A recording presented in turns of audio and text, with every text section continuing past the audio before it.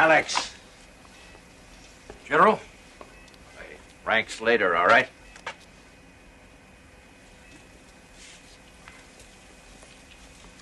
So what's the job? With all the security around here, you think we're back in the Manhattan Project.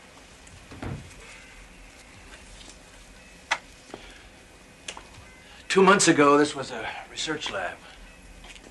Government contract, particle physics, that sort of thing. Nothing unusual. Then something happened. The research team was running a new experiment on wormholes, theoretical subspace corridors like black holes, go anywhere in the galaxy in a second. Things got out of hand. When they cleared away the rubble, they found what's on the other side of that wall. Here. Better put these on. They'll help a little, but try not to stare directly into it.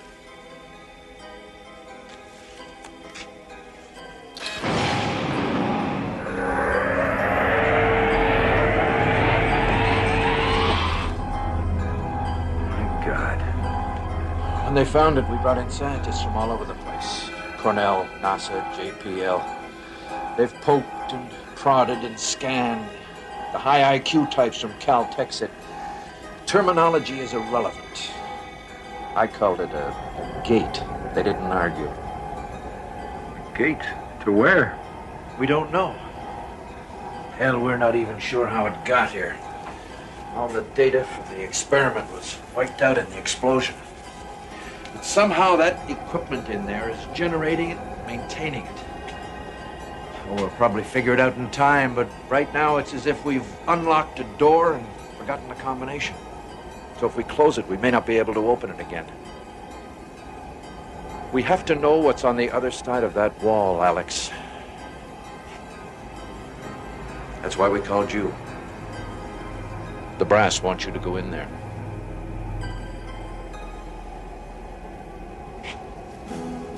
Alexander McAndrews, former test pilot, with a paper trail of commendations and a closet full of broken records. A man for whom the unknown is to be faced, not feared, conquered, not surrendered to. Alexander McAndrews, who is about to face yet another unknown. But this one is unlike all the others, for this one burns at the very heart of the Twilight Zone. You weren't the first one on our list, Alex. They went before you. Second Lieutenant Emilio Perez, Sergeants Evelyn Marks, Len Sinclair, and a captain, Henry Kincaid. They volunteered. We gave them the best equipment we had. And one by one, they went in that gate. None of them have come back. No contact?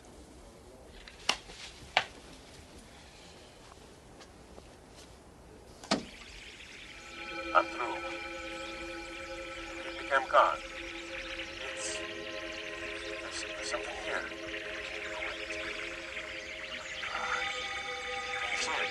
Can.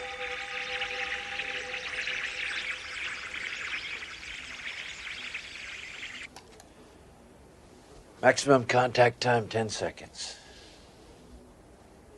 It's static. 4 people, Alex. 4 good people. The State Department wants to close us down. Just pull the plug. Try to forget it ever happened.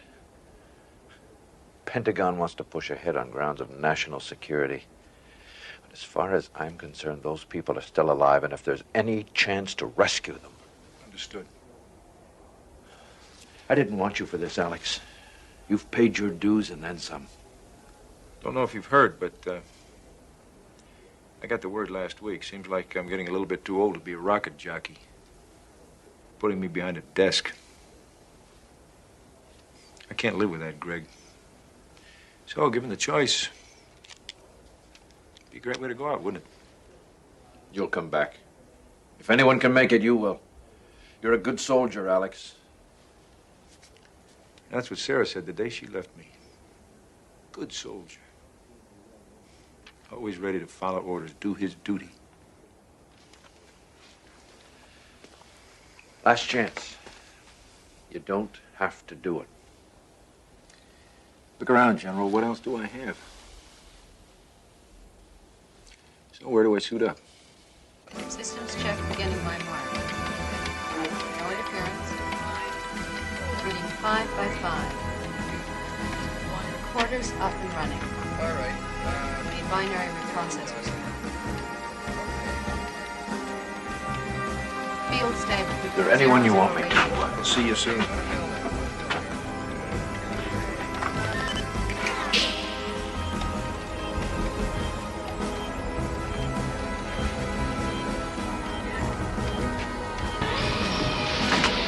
Goggles on.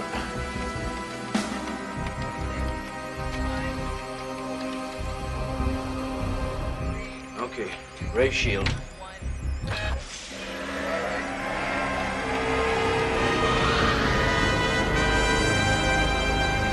All right, Alex, we're cleared to proceed.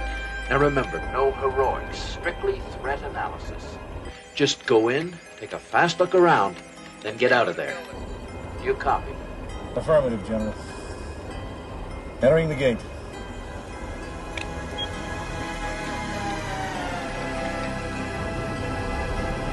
God go with you, Alex.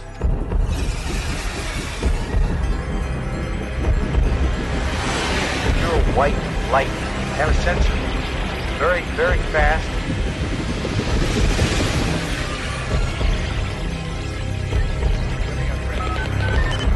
We're losing contact, General.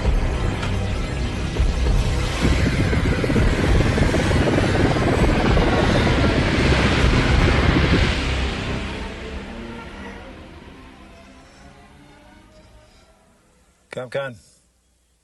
This is McAndrews. Do you read? ComCon. I repeat, this is McAndrews. Do you copy, ComCon?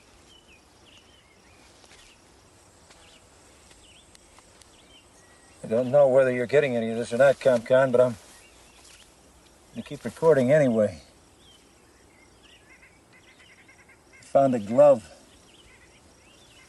Appears to be one of ours.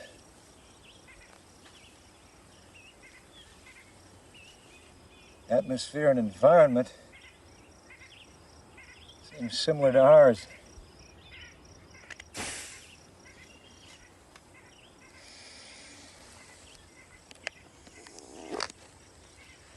Oxygen atmosphere, all right. Sweet, cool, crisp air. I don't see any sign of the gate from this side. Perhaps it's not in the visible spectrum here. Moving on. I'll continue to log entries at 5-minute intervals. Still no communication, General. Boost the signal. Well, I'm trying, but I'm just not getting anything. Damn it, boost it some more. Come on, Alex, talk to me. Where the hell are you? Welcome, Major. Kincaid? Captain Henry Kincaid? Present and accounted for, sir. We've been waiting for you. Well, not you in particular, but somebody like you. But I'm happy with the selection. I can't think of a better choice for their needs or ours. Excuse me? Everything will be explained in time, Major. In the meantime, please, if you will come with us.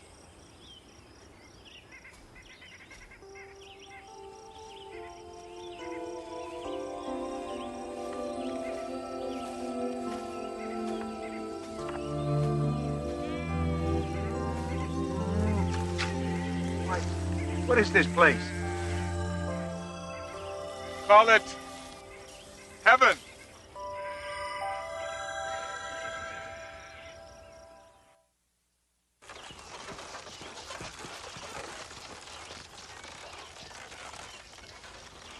All I want is a simple answer to a simple question. Where are we? What is this place? Lieutenant Paris, sir. I'm the navigational specialist. I've been here about a week, and the stars... Well, Major, the stars are all wrong. I don't know where we are, but it's not Earth. And frankly, I don't think we're even in the same neighborhood anymore. Well, why haven't you tried to get back? We can't go back. We've surveyed the area. And as far as we can tell, the gate doesn't exist on this side. It only works one way, from there to here. Can you just welcome everybody? It is my prerogative as leader of this community. We are a peaceful people, Major. Not suspicious. Of supplies, we have plenty, more than enough to share. If this has become an unintentional prison for you, please be assured we'll exert every effort to make it a pleasant one. There is much we have to offer. They've told me about the world you come from, a place of such hate. Here we have no possessions to steal, no religion save one, the sanctity of life. No law, but to be kind to one another. That is why we were pleased to see it was you who was sent to us. They say you are a man of honor.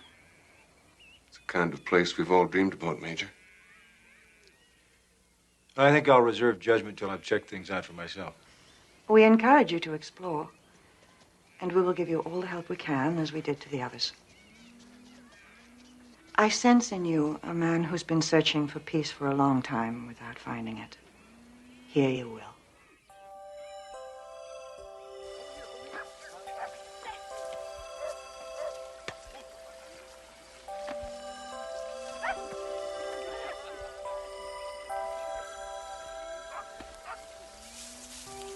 You do not play, Major? Too old, I guess. That will change.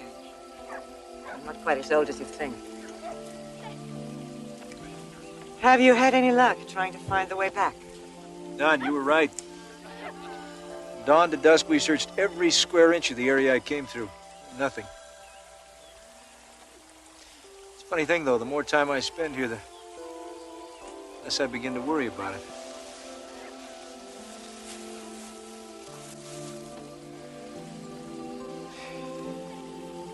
See, I've been a soldier all my life. My father was, and his father before him. They said you have to fight for what you believe. They never told me what to believe. They told me I have to follow orders. They never told me why. Stay busy enough, though, and you don't worry about it. You have a family?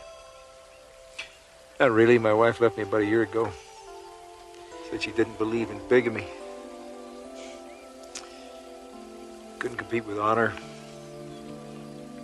duty, orders.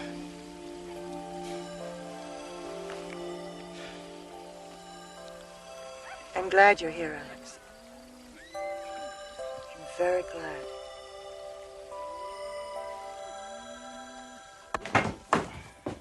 Evening, Major. I think Alex will do for now. You seen Barron? She was here a little while ago. She'll be back in a few minutes. Thanks.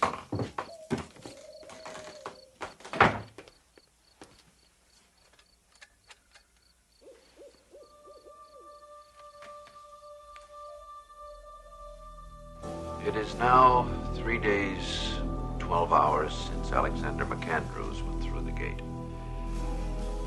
In another 24 hours, we will consider him lost in action. I've recommended we shut down operations and send no more people through the gate without more detailed analysis. The brass disagree. We lose more in training operations, they told me. They've already picked their next volunteer. He comes highly recommended. I don't know him. Thank God for small favors.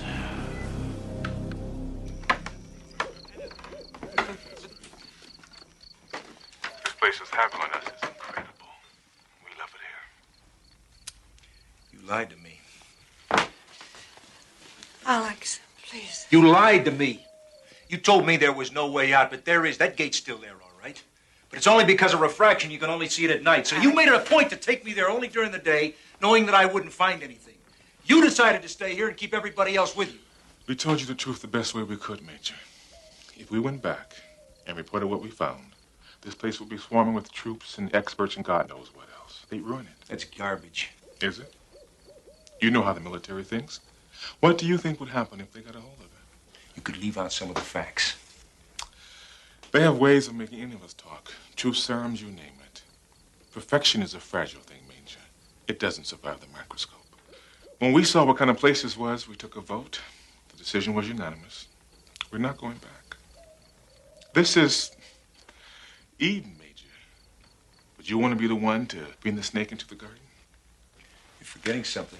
I didn't vote. Now, you're younger than I am. Maybe you can forget your responsibility and your duty, but I can't. I'm going back. I'm afraid we can't allow that, Major.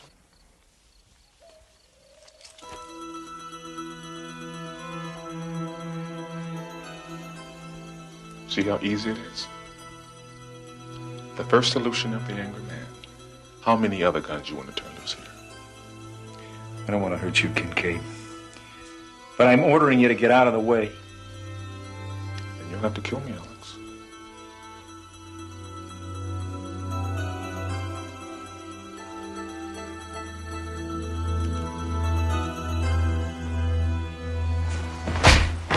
No! Alex!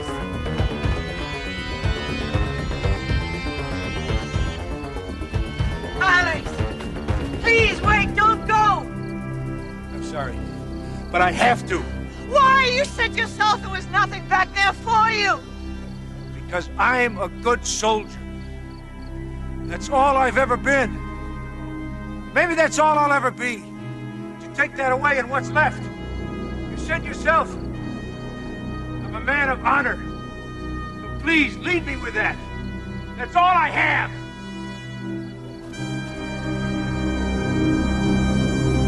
So you're convinced they're a totally agrarian society? Judging from everything I saw, yes. Any potential threat to security? No. Thank you, Major.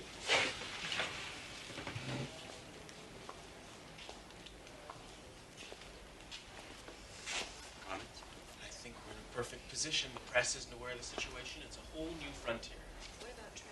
Good job, Alex. You stink. Technology advisors. You did what you had to.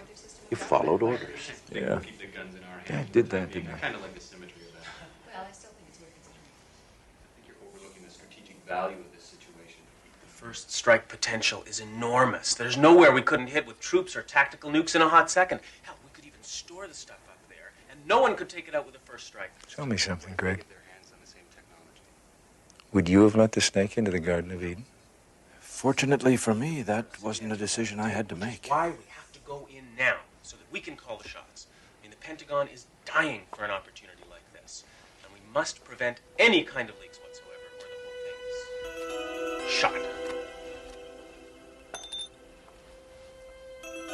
What if we can open up more gates between their world and our Earth? We can use it as a transfer point for troops and material. Clandestine and preemptive actions could be achieved without detection. Alex! Alex, stop!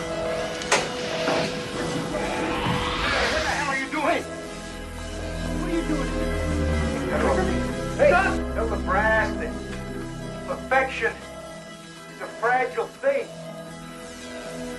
Tell them I did my job. And tell them I retire. Stop! Close that! What's going on?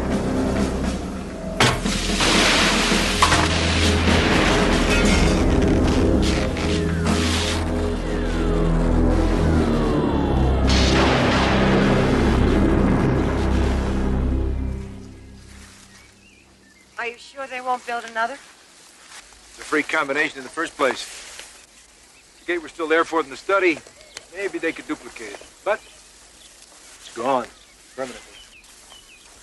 So what do you do now? For the moment, absolutely nothing. Major Alexander McAndrews, retired, who learned that there is a better world and that sometimes heaven is a place better left untouched by human hands. There may be one more commendation yet to come for the Major, one that says, for services rendered in the Twilight Zone.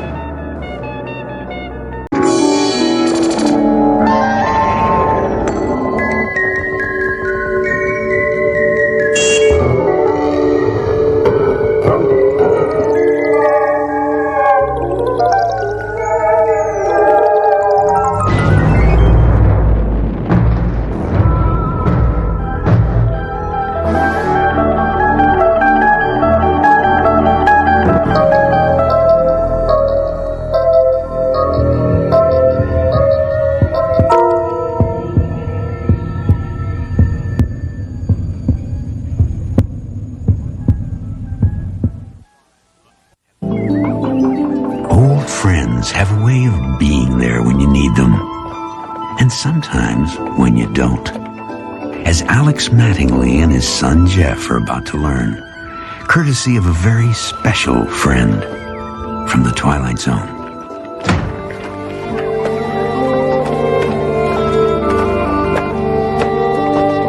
Hey, you could help me with these, you know.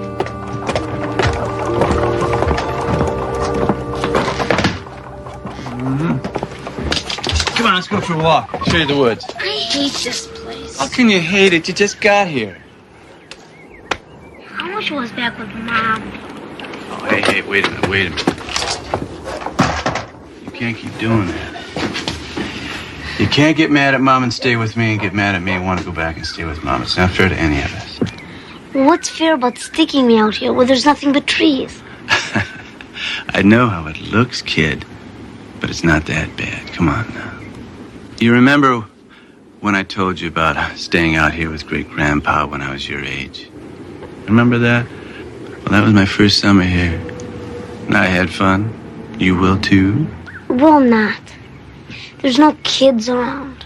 Well, not now, but when school starts, I bet a lot of those professors have kids your age. But I don't want to wait that long. Well, then use your imagination, okay? Make up things. When I got bored, I made up things. I made up new countries, new planets. I even had a make-believe friend. Yeah? Yeah. Well, maybe. Yeah, well, maybe you ought to fill your hands up with some work. Come on, let's do it.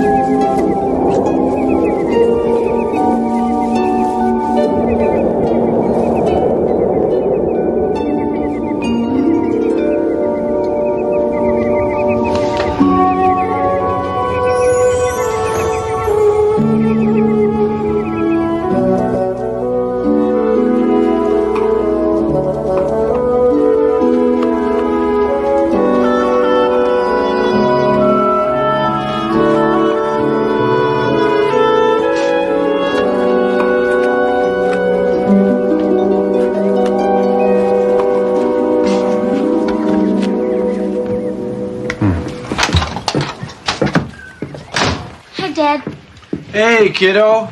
Got time to spare to have lunch with me? Haven't seen you all morning. I was in the woods. Yeah, I told you you'd like the woods. Mike showed me all the neat places. Yeah? Who's Mike? This kid I met. He's real neat. Oh, yeah? What's his last name? Maybe I know his parents. He didn't say. Well, I'll invite him in sometime. Meantime, you wash your hands. I got a sandwich here for you. Okay.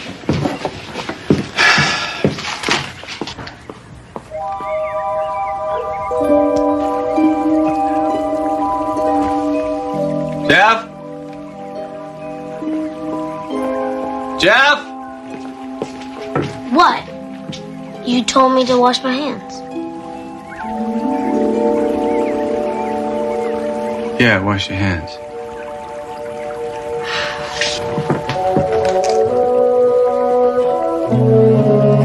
What do you want to do? I know. Whatever you want to do. How come you never pick the game? Because I like doing what you like. Well, I'm sick of playing tag. How about we get some horses and play cowboys? Cowboys? What are you talking about? Hey, where are you? Over here.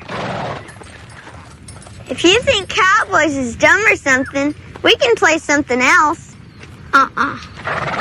This is gonna be great. All right, come on, let's go. Pulling teeth here with you. Why can't we just stay home? Wait a minute. You complain about not having anybody to play with, and you don't want to meet any new kids? What is that? I like Mike. I don't want to meet any other jerky kids. Come on, jerky kids. Ross Conrad is the head of my department. Now, I doubt that he has jerky kids. And by the way, where is this Mike anyway? I haven't seen him around. You just think he was weird. I think you're weird. All right.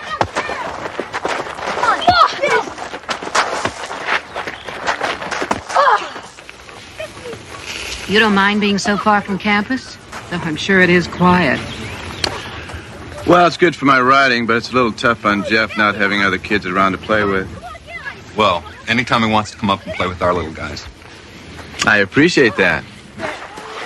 Daddy, Jeff and Mary are fighting. Come on, quit it, guys. All right. Jeff, knock it off. Hey, come on. Cut it out. Stupid Jeff broke the game, Dad. He did not. What game? What happened? We're playing dodgeball, and Jeff won beat it. But it wasn't his turn, so he just kept throwing the ball at Larry. Hit me twice in the head. Stupid jerk. All right. Come on, boys. Let's go get some burgers. Sorry, Ross. It's all right. Is that true? Did you hit him? I told you these kids would be stupid. How about we play Speed Racer again? I gotta be heading back home. Dinner's pretty soon. Mike, how do you get all that stuff? I mean, the racers and the horse and everything. I thought you liked it. I thought we were having fun. Oh, we are. It's a lot of fun, but you didn't tell nobody about the way we were playing or nothing, did you? Remember, you promised. Of course not. Don't be such a wimp. Because if you do, we can't do it anymore. How about you come over to my house and have dinner with me and my dad? I can't. Why don't you want to meet my dad? He's a pretty okay guy. No, I said. Come on. I want to show you something. Where are we going? You'll see. It's a really neat place. Isn't this great? It's old. Yeah, but it's neat, right? I guess. Come on. It's really neat in here.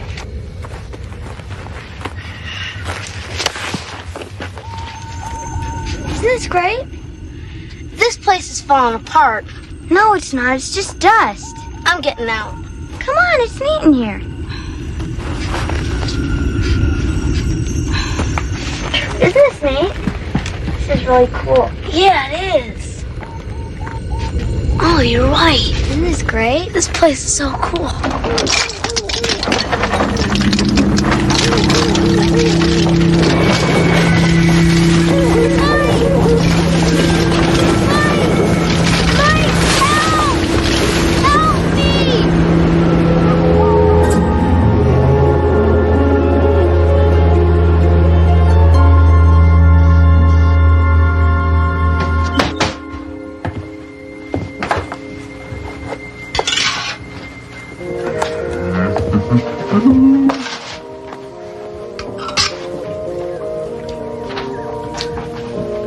Jeff?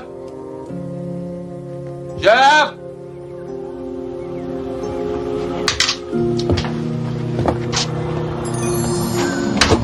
Jeff?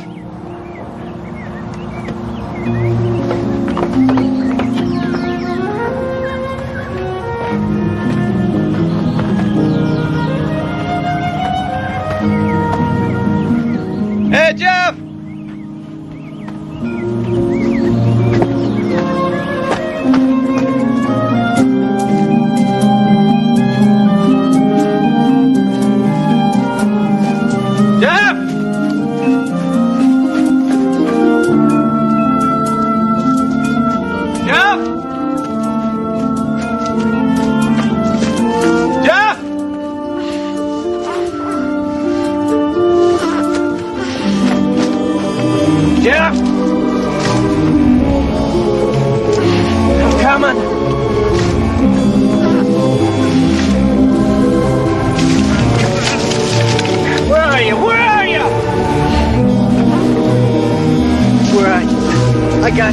got you.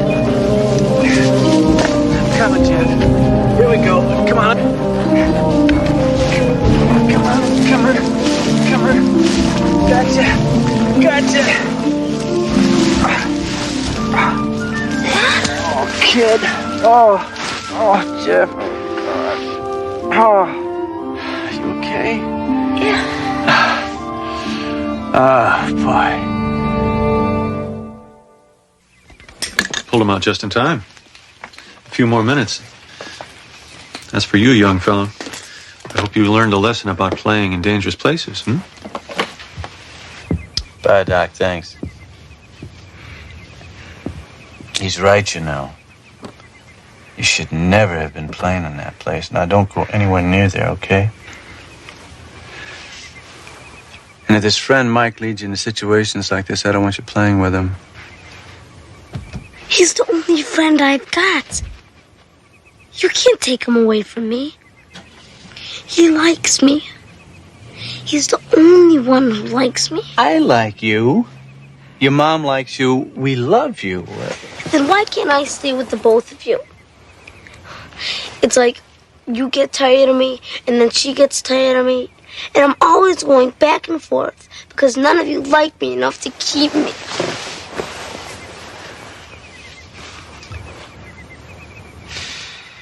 Damn it, Jenny, he was playing. It was an accident. Some kid in the neighborhood, I don't know. No, he's upstairs resting.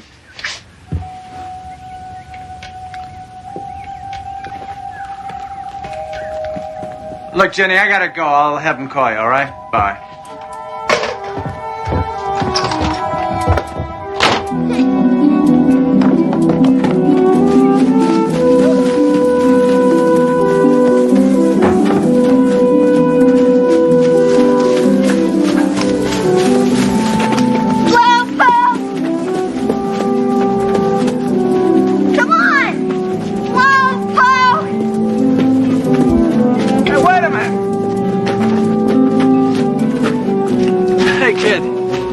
I just want to talk to you, that's all.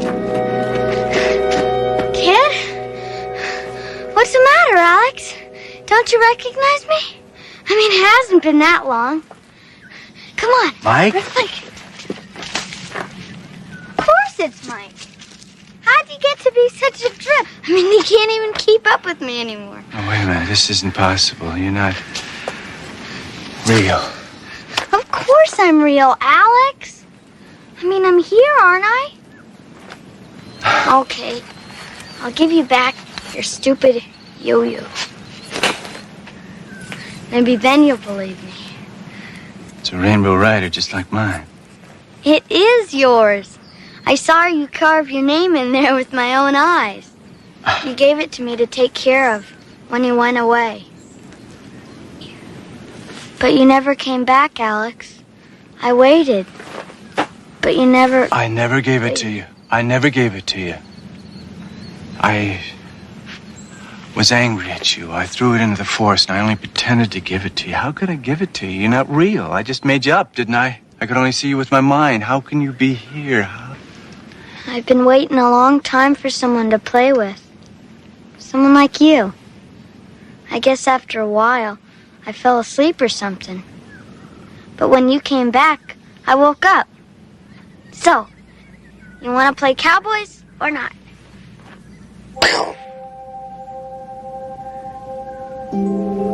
Doesn't like cowboys.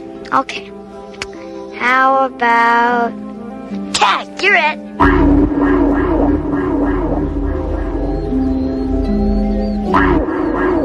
No?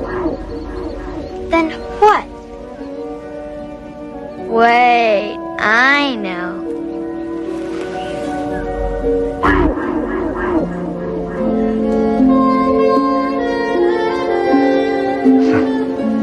See, I can still tell what kind of games you like.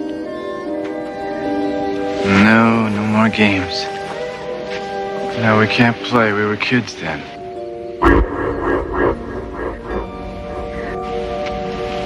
But we're not now. It wouldn't be the same.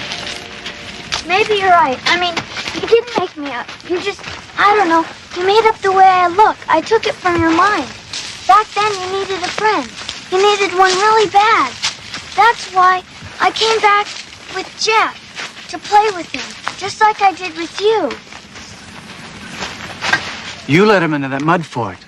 You could have gotten him killed. I didn't mean for him to get hurt. I don't want you to play with him anymore, you hear? Okay, please don't be mad at me. Please. I don't understand any of this, Mike. But I do know that you can't play with Jeff anymore. You hear? Why not? He's having fun, just like you and me did. Yeah, we did, didn't we? Look, Jeff has to play with real kids now, kids like him. If he continues playing with you, you're gonna let him do whatever he wants and let him play whatever he wants to play. He'll never play with real kids. So what's so bad about that? I didn't think you'd understand. But if I don't have anyone to play with, I have to go back to where there's nothing to do. Well, then that's what you're gonna have to do. Well, I'm not gonna. I like playing with Jeff, and you can't stop me. Mike. Oh, Mike, listen, please.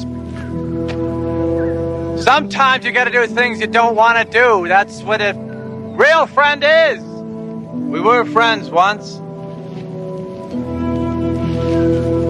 Mike? I'm asking you one last favor. Mike, please, just let him go. Let him go.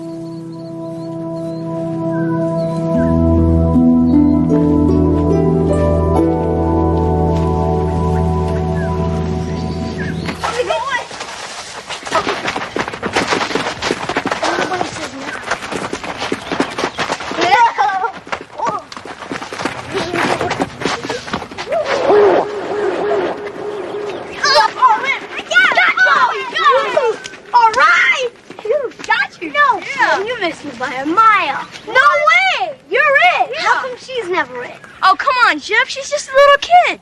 Well, she's ruining the game. Let's play cowboys. Cowboys? Yeah, you know. That's the stupidest idea I've ever heard. What a goober. Goober.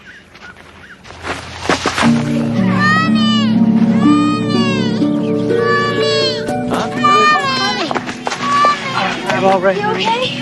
Come on. Oh, boy.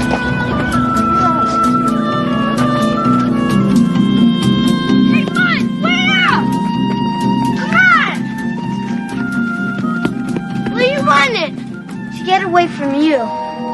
You smell. Come on. I ditched those goonheads. Let's play something good. Get out of here. Mike! No, I mean it. You belong with those jerks. Cut it out. Hey, knock it off. I thought you were my friend. No way!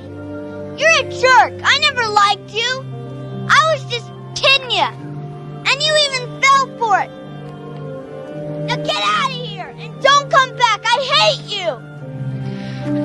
Fine. If that's the way you want it. I don't need you. I can make other friends.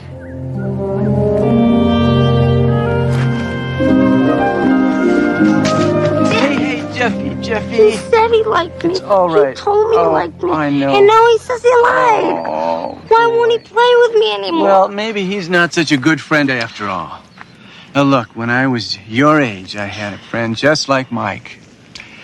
And I think he did everything I told him to do because he wanted me all to himself. I didn't have to play the rules. I didn't have to share with anyone because there wasn't anyone else. But it doesn't have to be that way with you. Yeah? No, Mike isn't the only one who's going to like you. You're going to see. Now, you just get back there and you apologize to Cindy, okay? Okay. I'll be back in a minute. All right. Want to play, Alex? Sorry, Mike.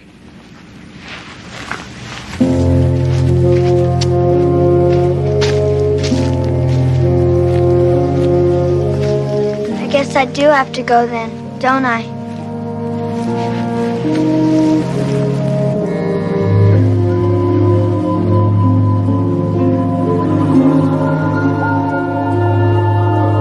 What are you?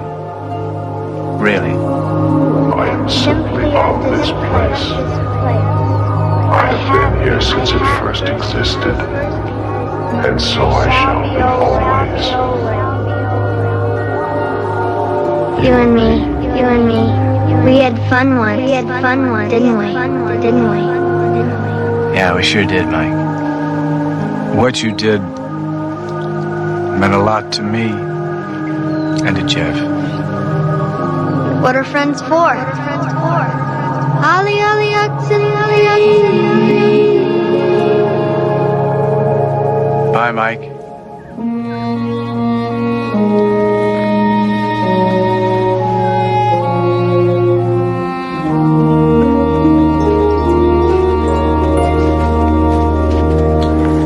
The war! Shoot him! Oh, you missed. Nah, but I'm gonna get you. Here's my gun. I got your gun. All right. No. I'm sure. Looks like I stabbed him. I got mine. Shoot him. Oh, you missed. Nah, but I'm gonna get you. Here's my gun. They decided to make a truce? Jeff apologized like a perfect gentleman. Better get him up here. Dinner's ready. 2, 3, you got it. Oh. Let him play for a while, okay? For Alex and Jeff Mattingly, there will always be one special friend. One who loved them both enough to vanish when the time was right. But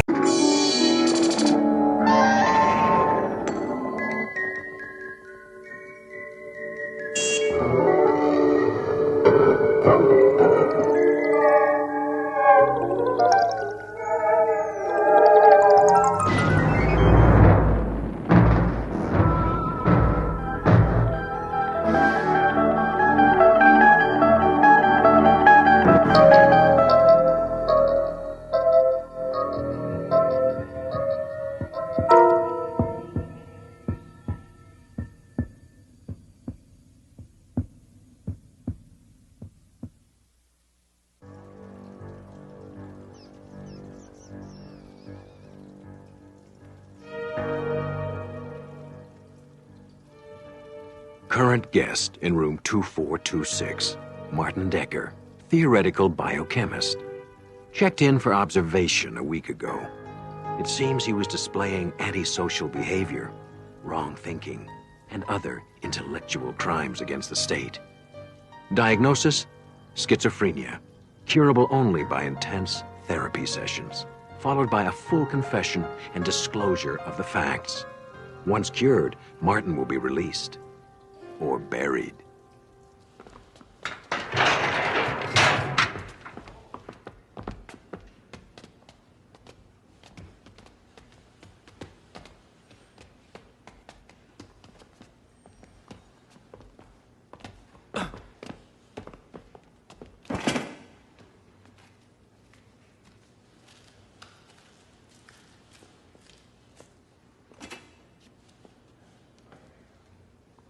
I have a feeling we'll be seeing a breakthrough in this therapy soon. How are you feeling? It's none of your damn business. Yeah, let's have a look. He is not fit to be released as yet. He needs another treatment. Or 2.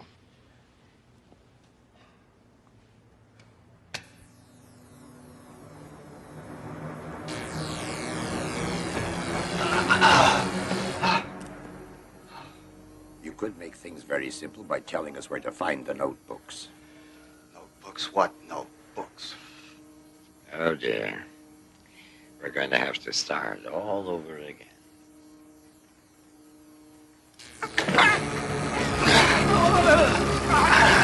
The notebooks!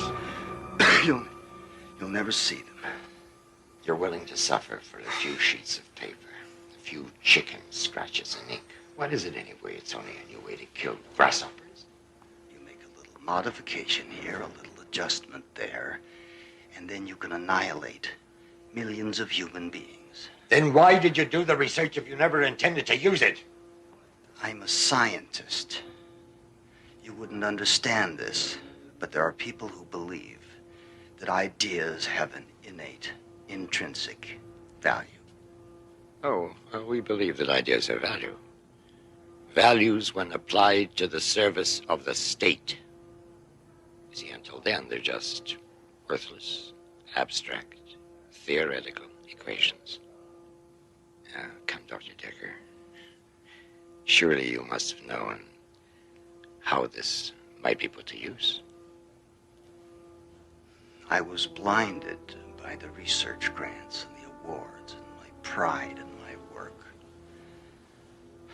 I thought of the bacteria as a way to wage war on famine and hunger. But then I realized, in your hands, it would be just to wage war. And you don't have a right to knowledge like that. That's where you're wrong, Dr. Decker. We have a right to all knowledge. Why don't you just write down the processes? It'll save us all a lot of trouble, and you a lot of pain. I couldn't do it if I wanted to. The process took years. Just tell us where you've hidden the books. I see this is going to be a useless discussion any further.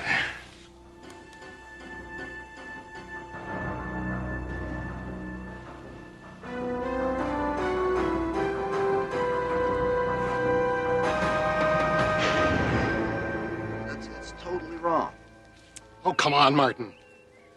You know, your pragmatism blinds you. There are many things which are important, yet cannot be measured in any scientific way. Avery, it was you that taught me to be pragmatic and to insist on empirical data. As a scientist, yes, but as a human being, it is also your job to dream, to believe, to be committed to great truths, besides the physical laws. What truths? That knowledge is power, that there is inherent value in the human life, and that great thoughts do not come from a mind in shackles. Oh, what about Gandhi? He did his best thinking in prison. Only his body was imprisoned. His mind was free. There's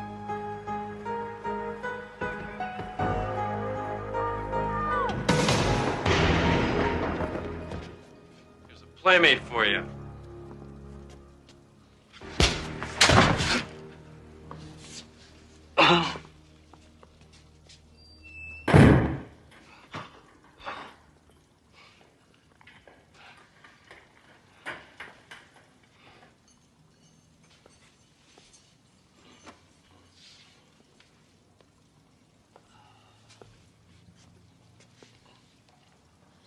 They're gone now. Thanks. It looks like you're gonna live.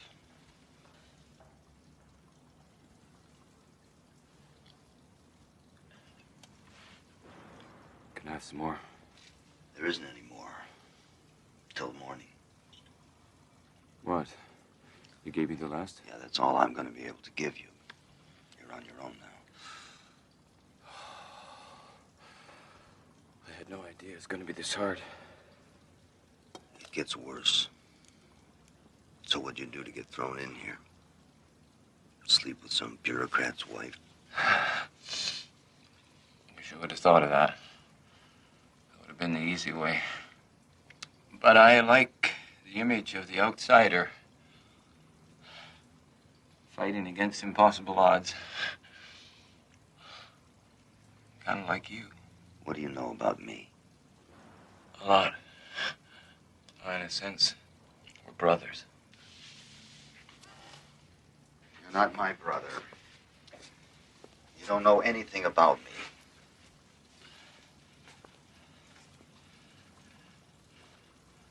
I know enough. Oh, really? I know about the notebooks.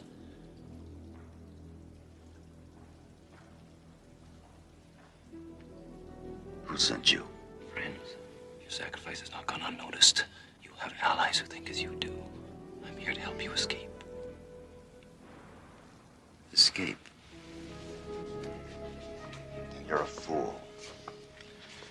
The security at this so-called hospital is notorious. No one gets over the walls. Oh, yes, the walls, of course. There are other ways. I can help you escape safely. How do we do this? We fly. Your skepticism doesn't surprise me. And you will find it hard to believe that I've been trained to use my mind in a different way than you. I can go anywhere I want to. No walls can contain me. I think Dr. Ostroff has given you one too many treatments. Go ahead, laugh. But teletransportation is a reality. Teletransportation. Teletransportation is the fevered fantasy of a very disturbed individual with whom I happen to be locked up. You're a lunatic.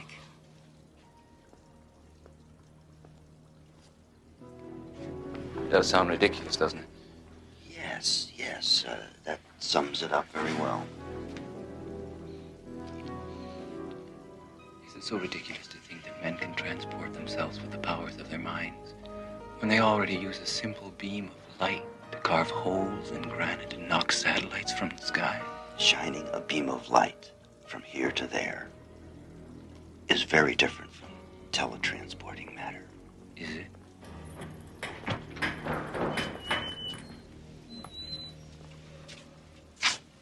Mr. Decker, the doctor will see you now.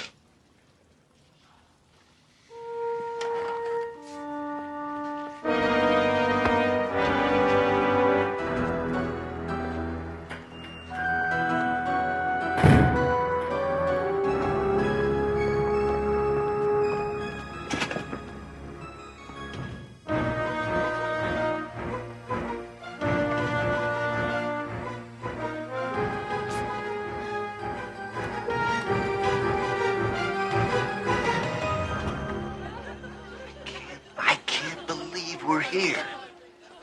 See how simple it is?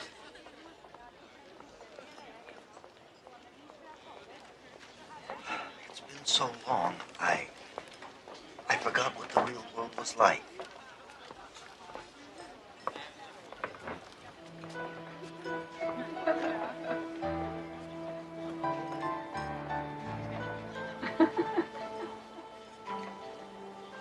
And all you had to do was believe. Really believe. Where are the notebooks? Are there copies? Where are the notebooks? Where did you hide them? Are there copies? Turn it up. Where are the notebooks? Are there copies? Tell me about the girl. She was very beautiful. She sat right next to me. I could almost touch her. I don't want to think about it. It was a drug-induced dream. Another one of Dr. Ostroff's tricks. We can't let him beat us. Let's finish our chess game. Maybe that'll keep us focused.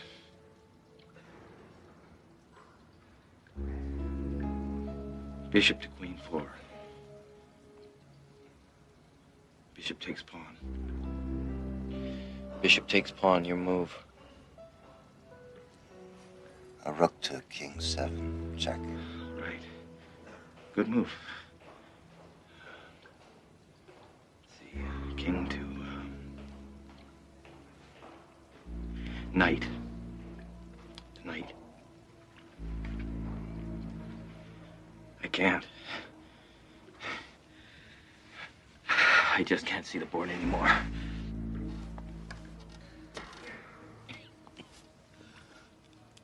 I want to help you, friend. But I'm not sure I can hold out much longer.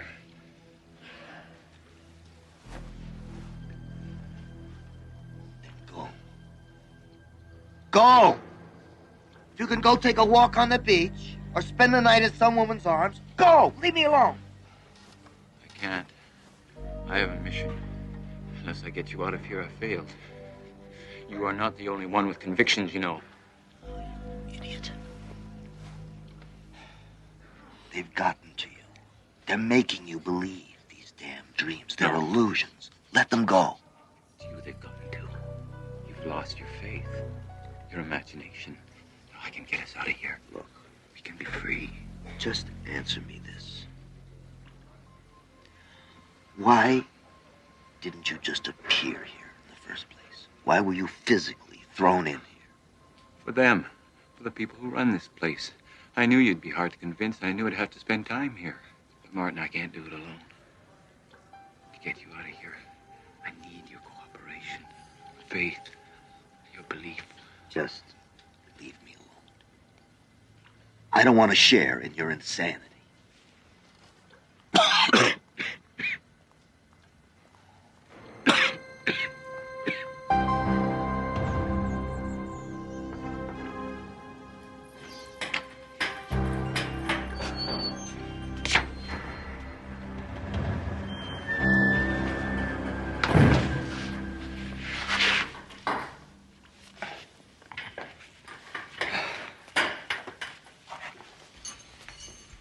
You don't need to suffer like this, my friend.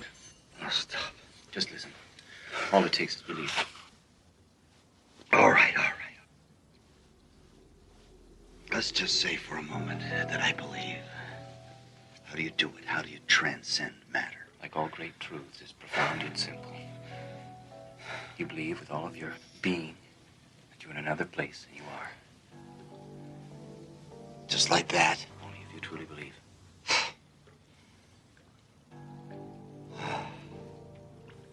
What does it feel like?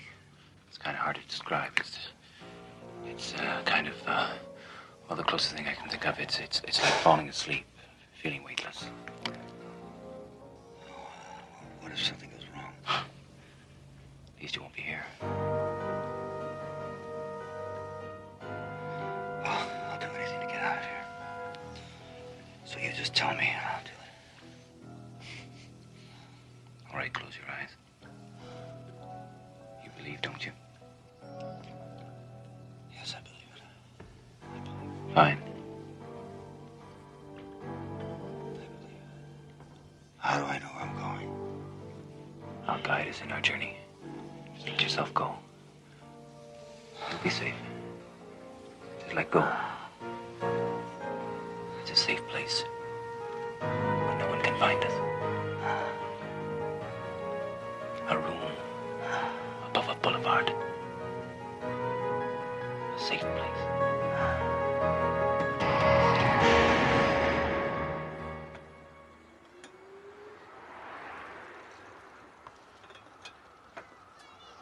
Tea?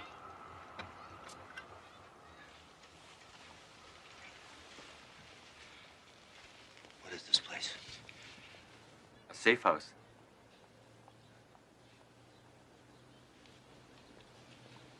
Please, you mustn't do that. We can't run the risk of your being seen from the street. There are more lives at stake than just yours. Come sit down. I'll have a cup of tea. First time's always a little disorienting.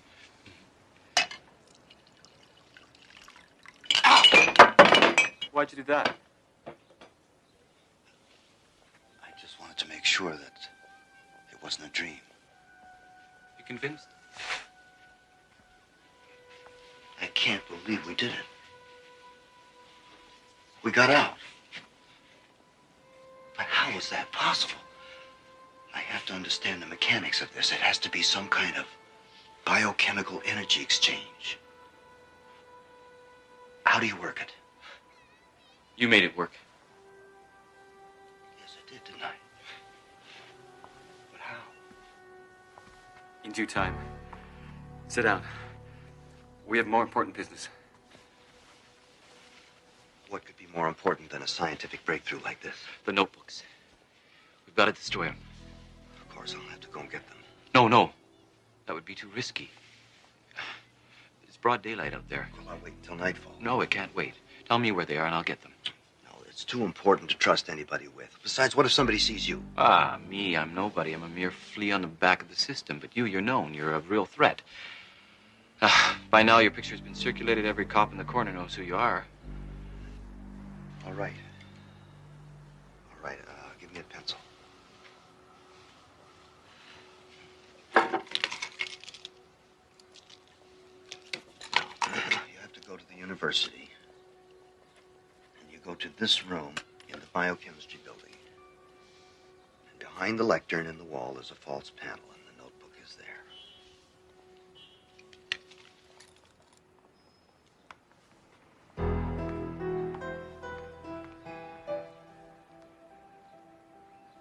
I won't let you down.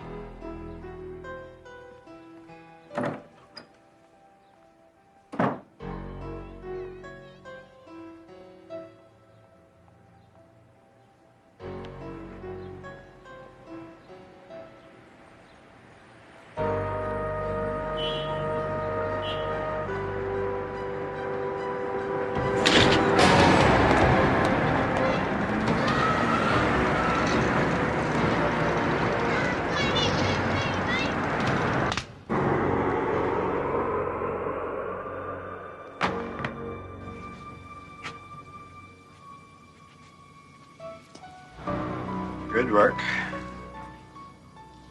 It was hardly a challenge. These idealists are always such dreamers.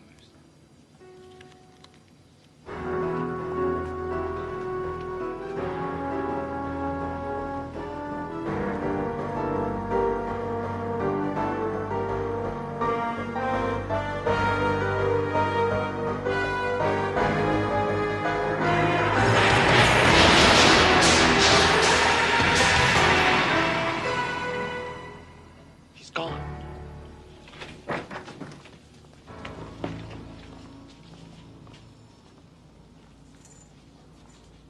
No sight of him. Close all the exits. You understand that if he's not found, you will be held fully responsible. But it was just a trick. He couldn't have actually done it.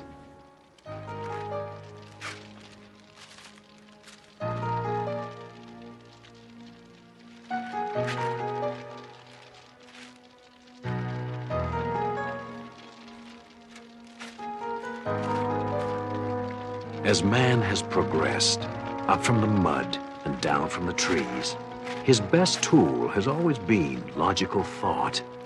That tool has taken us in a grand arc, from the first flint against steel to the apocalypse of colliding atoms. What Martin Decker, man of science, has learned is that every once in a while, we must step out of the confines of logic and take a leap of faith into the Twilight Zone.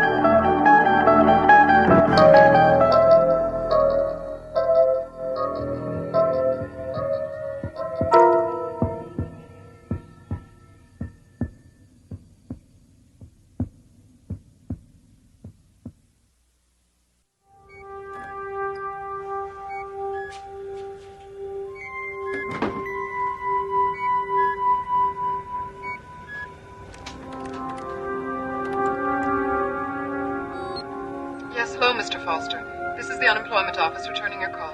I'm sorry, but your benefits as of the 2nd, 17th, 99 have expired. You can reach me at the usual number, but I'm afraid there's really nothing I can do.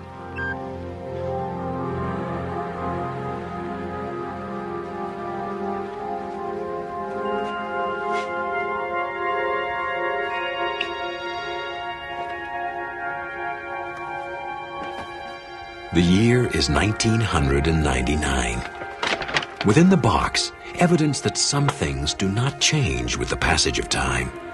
Its contents, the collected debris of a shattered life, now valuable only for the dimes and nickels they can solicit from a third party. A familiar process, and a familiar long walk that is about to lead into the unfamiliar terrain of the Twilight Zone.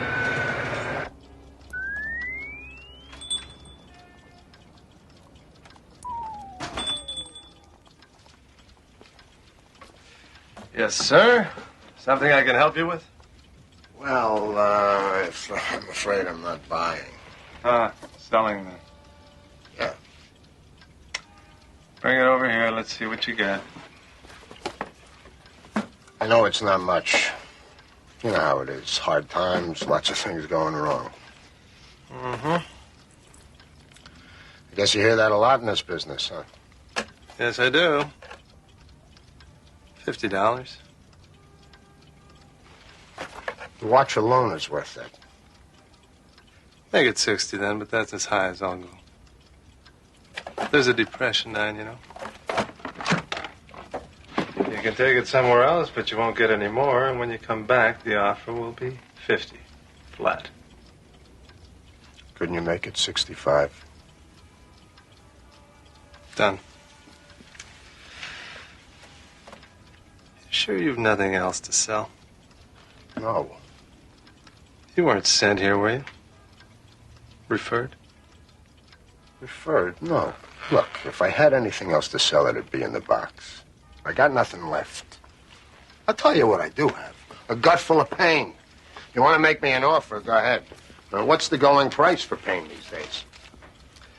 Perhaps there's something else we can negotiate. Come.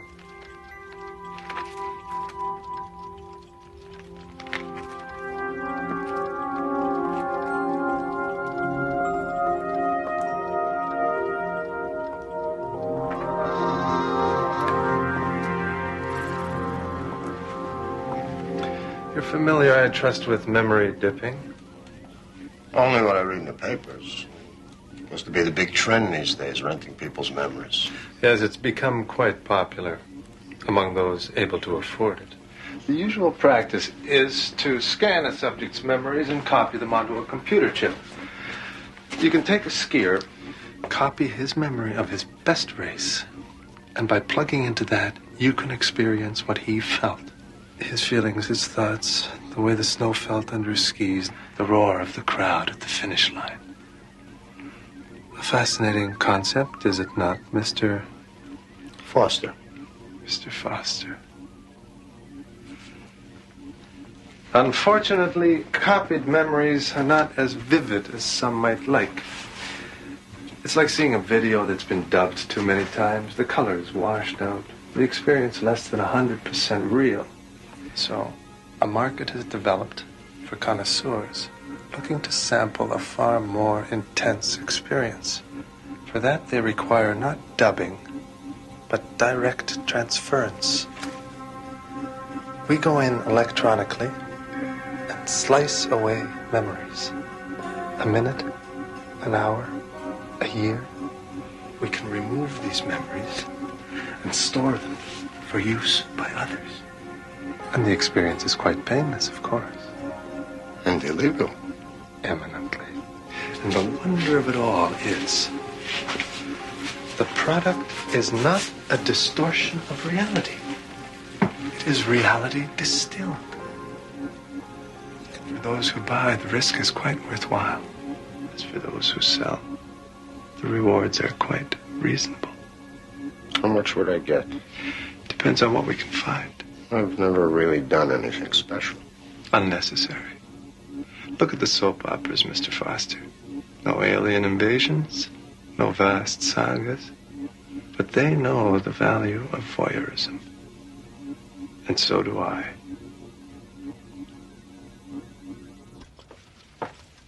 Well, I'll have to think about it. Of course, of course.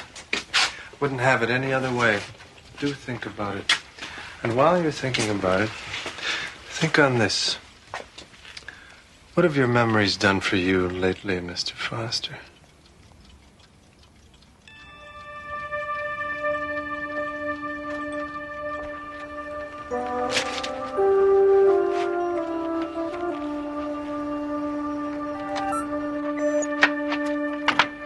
Third reminder, Foster. In case you've forgotten, the rent's due the 1st of every month. Today is the 6th.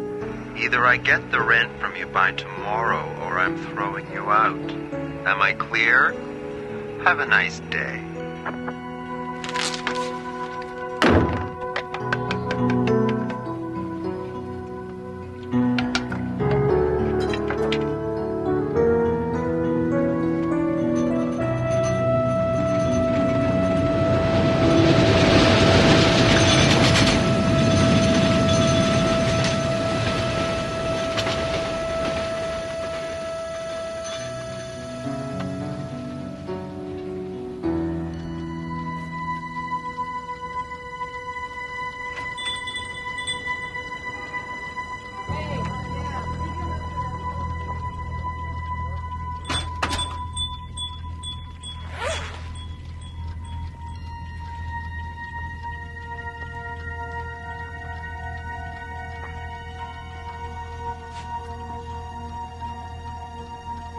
It's not fair, you know.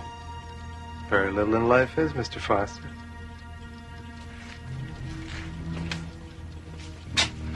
I've just had a very good offer from a fellow who collects high school graduations. It gives me great pleasure in presenting this next student not only with his diploma, but also with this watch in recognition of his leading the fundraising for the new gymnasium. Congratulations, Simon Foster. Mr. Foster? Mr. Foster? Mr. Foster?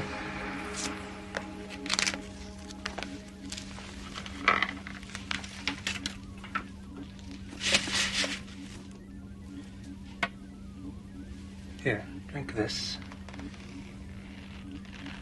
For some reason, the process tends to dehydrate it a little.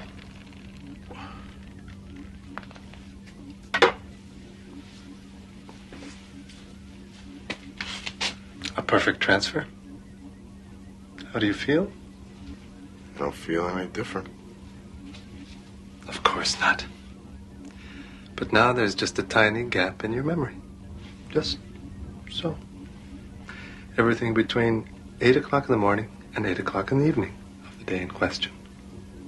12 hours. Poof. Gone. And are you any the less for it? No. In fact, I would dare say you are quite the richer for it. Well, good doing business with you, Mr. Foster. Next time... No, there's not going to be next time. I just needed enough to get ahead a little, that's all. Thank you for your help. As you say, but if you should ever change your mind...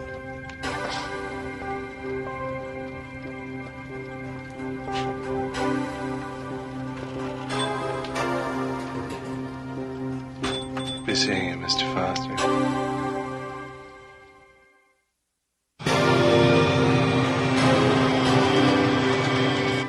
600, 620, 625. Thank you. Now, if you don't mind. Next month, too. New policy. Got a lot of transients coming through here. Owner says we have to have an extra month's rent. Can't do that. Look, I tell you what. Why don't you go running off to the Housing Commission and tell them all about it? And maybe when you get back, you'll find your apartment rented. One of those clerical errors you hear so much about.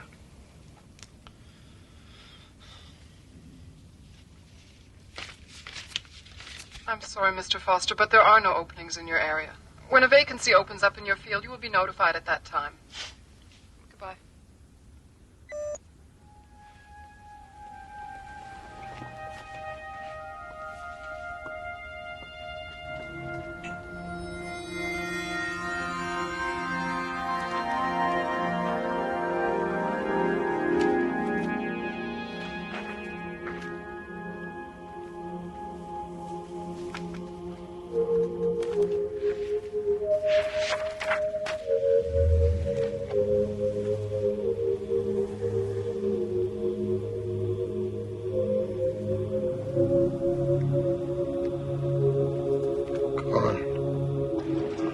luck, Mr. Foster. I just got a call from someone interested in buying birthdays.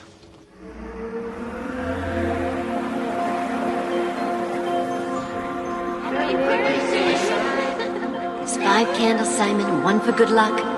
Close your eyes. Make a wish. Make a wish, Simon. Blow out the candles. Good boy. Happy birthday, Simon.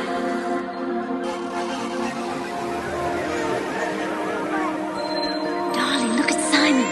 He's taking his first step. Look! That's my boy.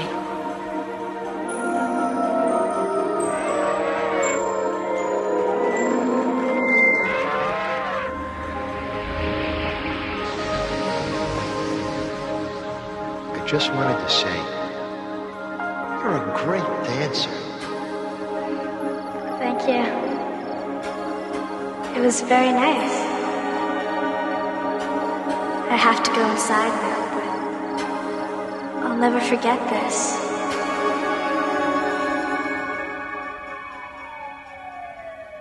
Punctual, Mr. Foster. Very good. We have a job in the repair field which your record indicates you're perfect for. We just have to ask you a few questions. Strictly formality, you understand. What high school did you graduate? Cliffordville High, in Madison. With 2 years of junior college. What was your major? I think it was... Your resume lists engineering. That's it. If you could just give me a minute, I think that I have some records around here somewhere. I'm sorry, but we are pressed for time, Mr. Foster. If you're not ready for this interview, you should have... No, I'm ready. Sorry. Go on. Please describe your training in that field during your college experience. Well,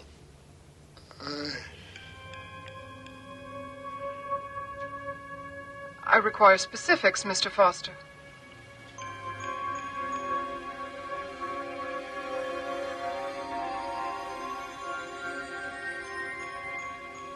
I'm sorry, Mr. Foster, but if you're not going to cooperate... Wait, please. It's difficult sometimes. It's difficult for us all, Mr. Foster. The unemployment rate is 32% as of this Monday, and there are many applicants who are looking for this job. Wait, please. If you just give me a chance. Please resubmit your application to Central Processing. Good day, Mr. Foster. You can't do this to me! Come back here! Come back, damn you!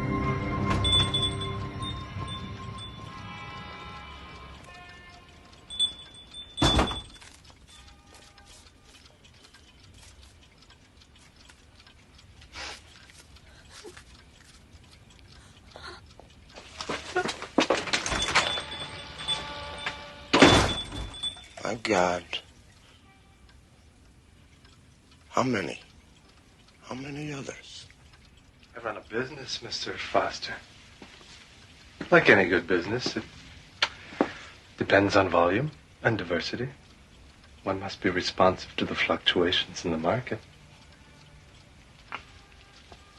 Oh, save me your grand gestures. You're not going anywhere. Even if you leave, you'll be back. Your kind always comes back. We come back because bread is $5 a loaf and meat you can't even buy unless it's on the black market. I look around, the only person I see eating is you. I pay you a fair price for what you have to sell. It's not enough! You say this minute is worth a nickel, an hour, maybe $1. $5 if something interesting's going on? What gives you the right to put a price tag on my life? I didn't. You did.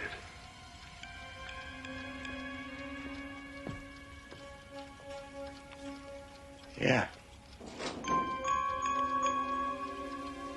I did, didn't I?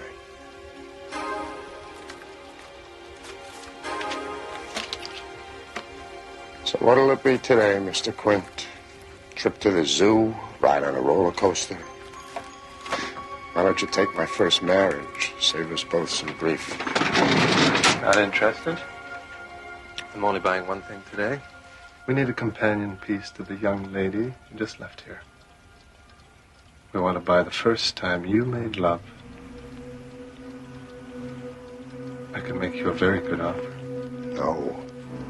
Take it or leave it. That's all I'm buying at the moment. Walk away, and who knows if I'll be buying anything else.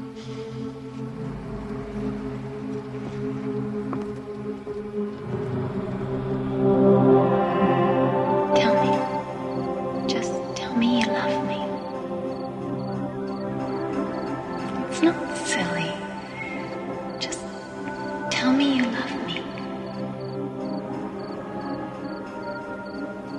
Always. Forever and ever.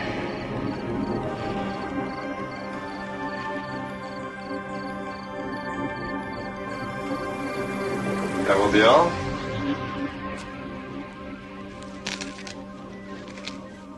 I said that will be all, Mr. Foster. It's over.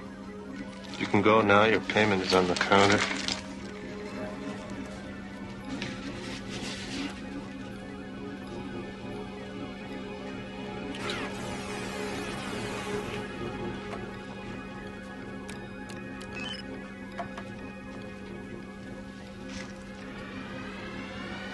She's in here, isn't she? Don't touch the equipment. You might damage something. You know, they say you can always remember the first time with a woman. I guess now I'm the exception to that rule. Very good. Now, if you'll please just... I want her back. I changed my mind. Just take your money and go. I want her back. I want her back in my head where she belongs. I want my life back. You've got my life. I want it back. You give me my life back. Yeah, I want my life back, damn you. I haven't got it. I sold it. Don't you understand? It's not here. Then get it. I can't. Well, I suggest you try, because right now I don't have anything much to lose. I want a life. I want to be whole again. Now! There is a way. But it's not perfect. Well, like you said, Mr. Quint, what in life is...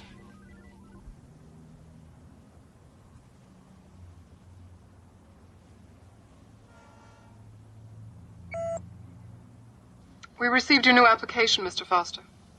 Very professionally typed. Did you have it done by a service? No, ma'am. I typed it myself. I see you've added clerk typist to your job goals.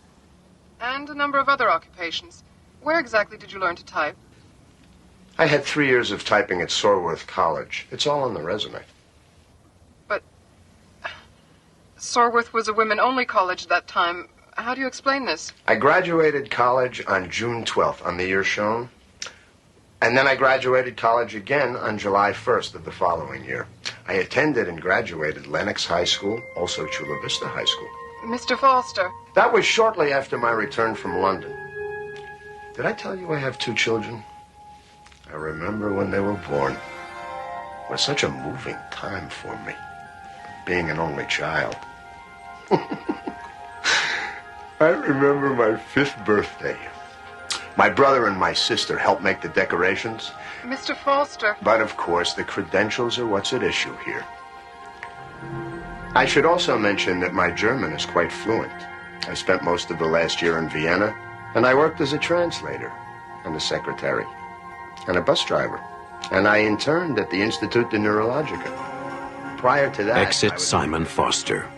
A patchwork collection of lost dreams held together by the stolen memories of strangers. A man who discovered that we truly are the sum of our parts. Mr. Simon Foster, a very special resident of the Twilight Zone. Those were such wonderful times. I remember them so well.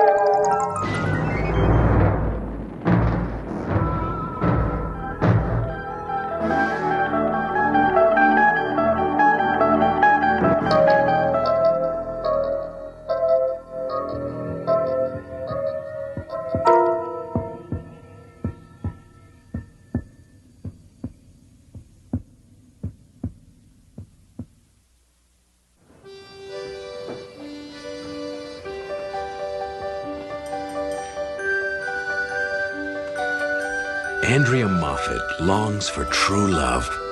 A man who is strong, handsome, and exotic, who desires her above all other women. She is about to learn that naivety has its price, and that the universe has a very curious sense of humor. Do you have the key for the other register? No, try the mouse. I think she had it last. She's not a mouse. Hamster? No, wait. Gerbil. Cute and fuzzy? Soft and squishy? You know, you're wasting your time with her.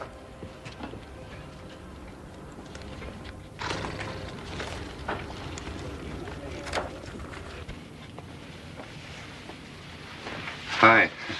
Elaine said you had the key for Register 2. Oh, yes, I do. It's over there. It's no problem. Andy, I was wondering if you're doing anything after work tonight? It's nice of you to ask me. Yes, I am. I'm busy. But thank you.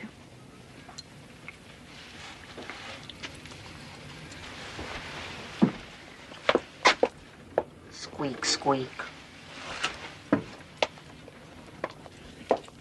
You know, you really shouldn't pass up Carl. He's not such a bad catch. I mean, someone like you can't afford to be choosy. Quiet, I mean. I know, but he's no Prince Charming. Honey, there ain't no such animal. There are lots of other kinds of animals. I can tell you all about them.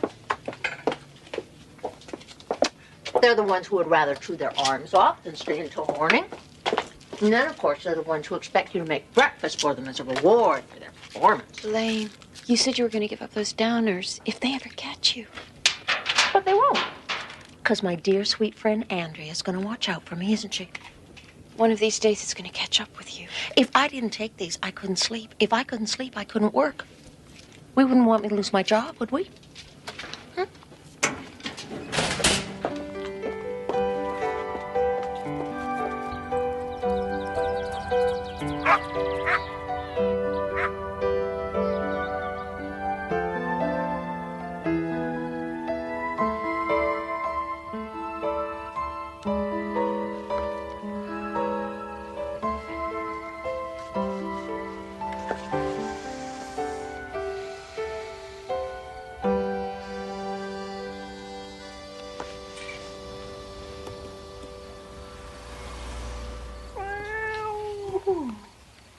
Hello.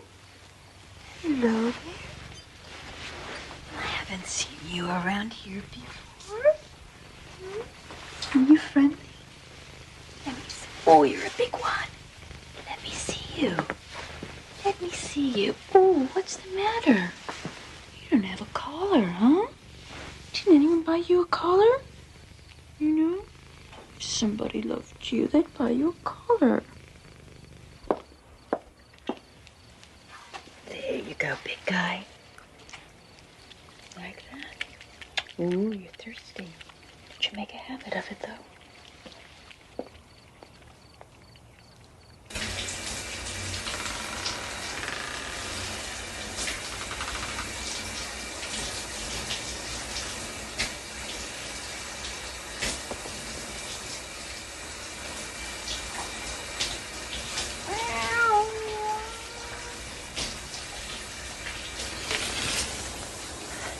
Where's the...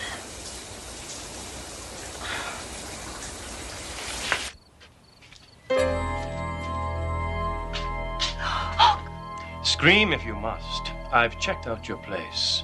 You've gone to a lot of trouble to isolate yourself, to hide from the world. Call the police. By all means. Tell them that you've seen a man turn into a cat.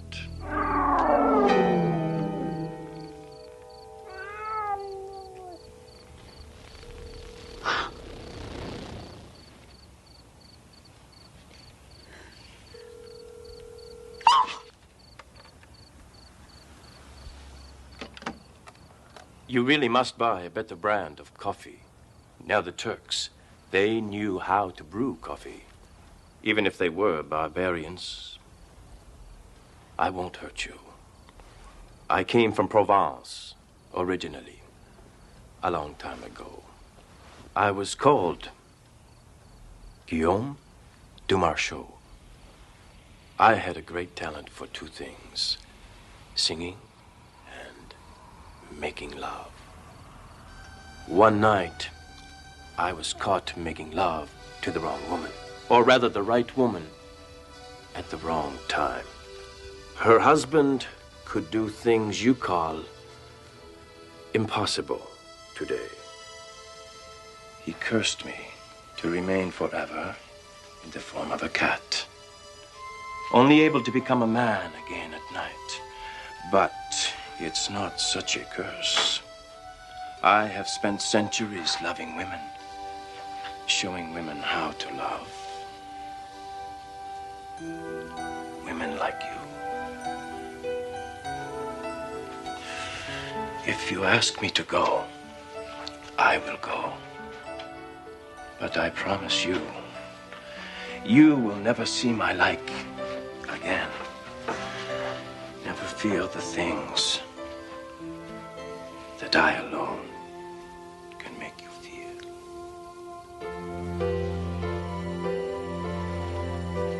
This is a dream.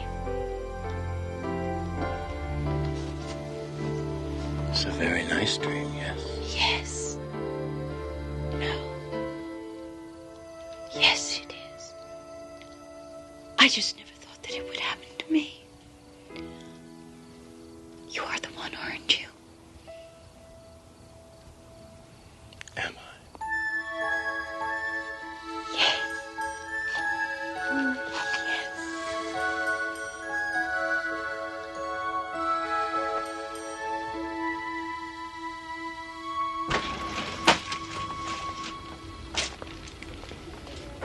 Morning, Elaine.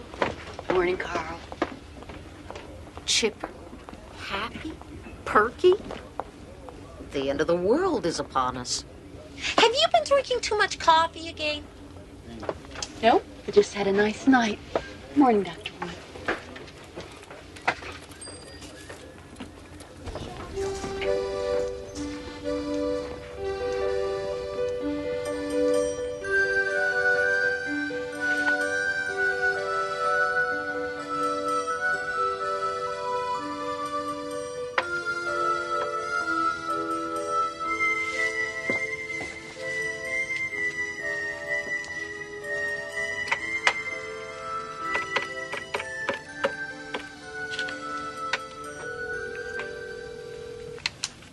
What's he going to do? Meow at me?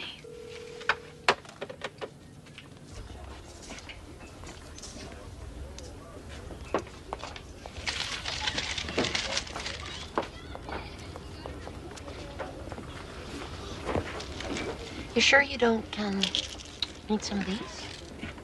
Would you please put them back? Just trying to be neighborly.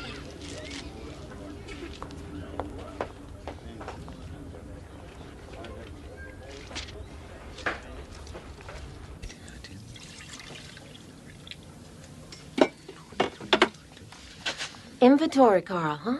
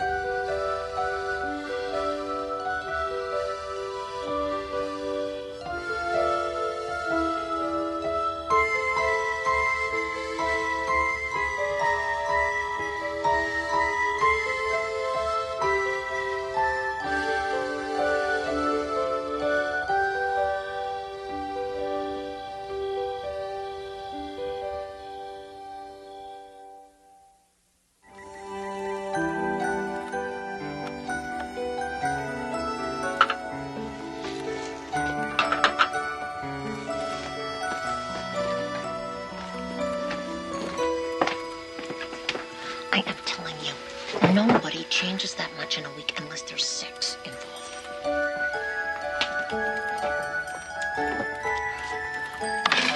Oh, that's $36.75. What I would give to be a fly on the wall. As opposed to a bat in her belfry? Is that a remark? Hi. How are you? You know what? I have something for you. I have a present. Here it is.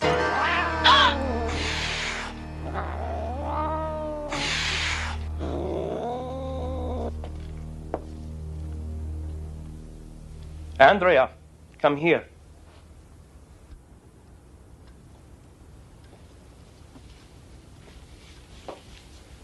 What were you thinking of? What do you think would have happened when I tried to become a man with this around my neck? I'm sorry, Guillaume. I just didn't want anyone to pick you up as a stray during the day. I didn't think. I haven't survived this long by letting some fool of a woman put a collar on me. No one owns Guillaume de Marchaux. No one. Do you hear? I'm sorry, Guillaume. I bought some other things for you. Shirts. Socks.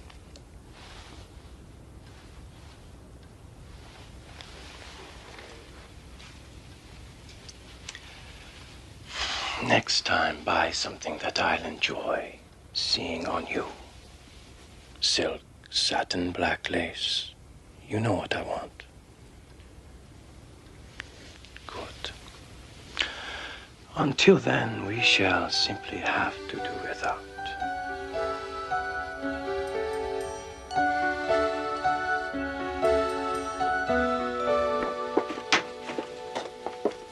Long lunch. You've been late yourself sometimes. What have we got here?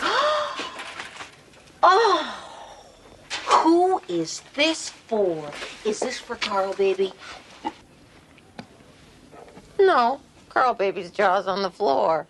Oh, come on, Andy, kiss and tell, huh? Just put it back, please.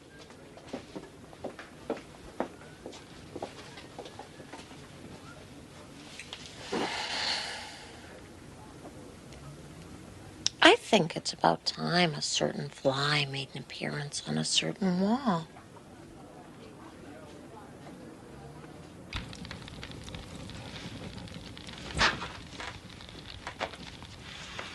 Your coffee? I have a surprise for you.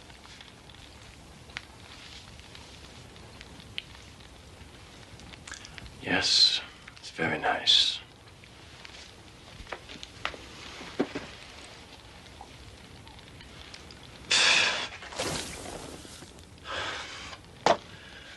How many times have I asked you for one simple thing? I want something that a man can stand to drink, not this sewage water that you keep serving me. I'll get some tomorrow. You will go now, or I will leave. For good.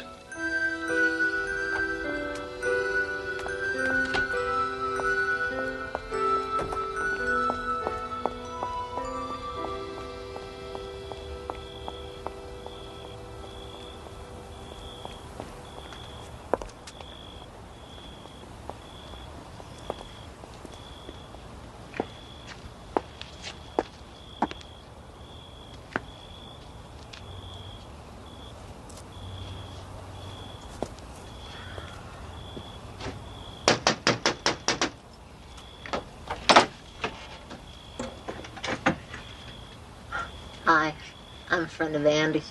Can I come in? Lately, Andy's been so, tense at work. I just thought I'd, stop in and see how she was getting on. I've heard a lot about you. Oh. Nothing bad, I hope. That depends on what one means by bad, does it not? We have 20 minutes to become acquainted.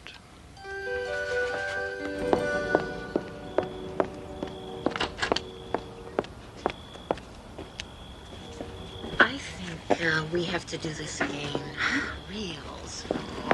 Yes.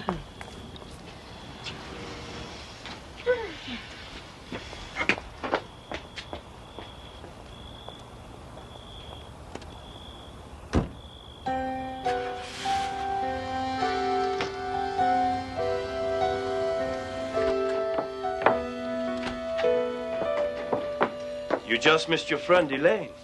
I know what kind of a friend she is. How could you? I thought you loved me. Spare me the cliches. This isn't a scene from one of your silly books. I've been here too long. It's time I left. Oh, no, Guillaume. You can't. I love you. It is the way of the tomcat. I've had my fun, and so have you. Love had nothing to do with it. You're going to her, aren't you? Yes.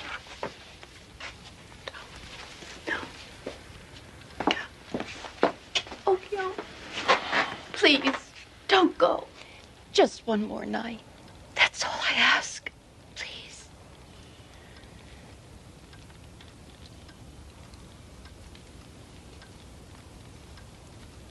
All right.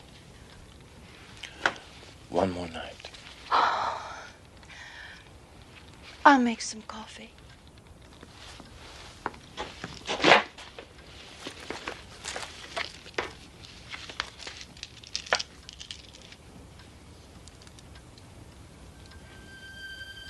You can't buy me back with coffee, Andrea.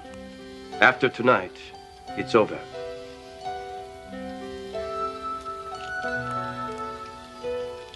Yes. It's over.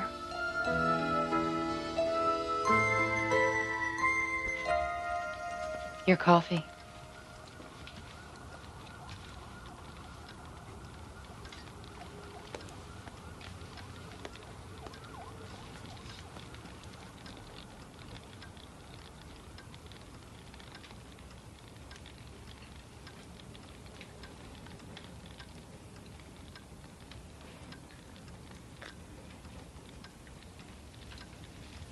Strong and bitter.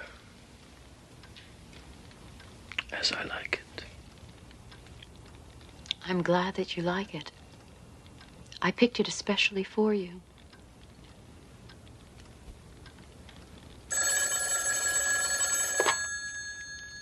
Hello? Oh, hi, Carl. No, it's okay. Don't worry about it. Yeah, well, Elaine does things like that. I haven't seen a movie in ages. Yeah, Friday night, that'd be fine. Sure. Yeah, I'll see you tomorrow. Yeah, me too. Bye.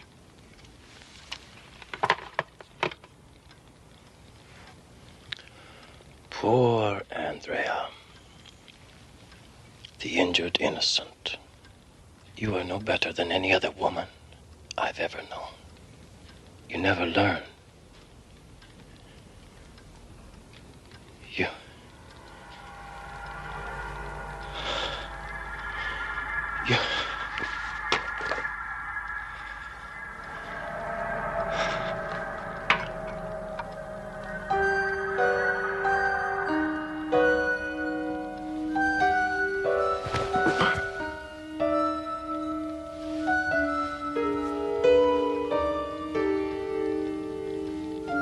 Oh, but I did learn. I won't be weak anymore. That's the best lesson of all. I want you to remember that. In case you ever think of coming back here again.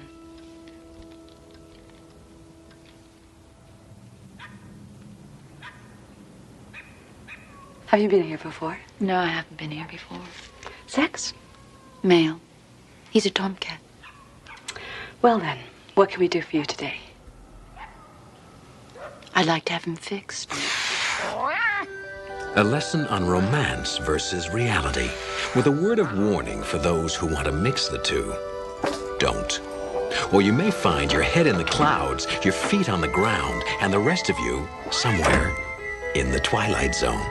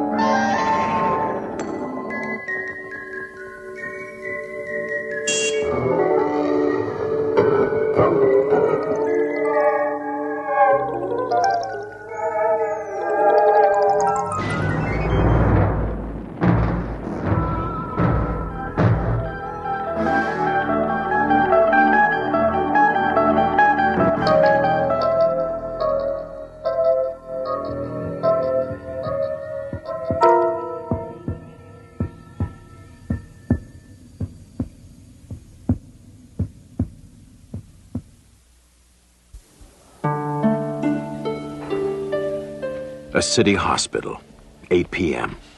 An unexpected visitor has just arrived, bearing unwelcome tidings. A disease so new the textbooks haven't recorded it. This, then, is its first case history, documented from the medical files of the Twilight Zone. I'm Nurse Hendricks. May I help you? It's my eyes. I need to see the doctor. Get Dr. Peterson. Here, let me take a look. No, Please, we can't help you if we don't know No, what's wrong with you. Don't you touch me. I'll show the doctor. Get me the doctor immediately. Name? Jean Reed, Mrs. Jean Reed. Address? 1705 Fairmont Street. Please, where is the doctor? I've got to see him. Dr. Peterson is on his way. Please, take a seat. No, there isn't much time. Oh, God. No, it's too late. What's to it? Don't you understand? I can't see. I'm blind. Let me see.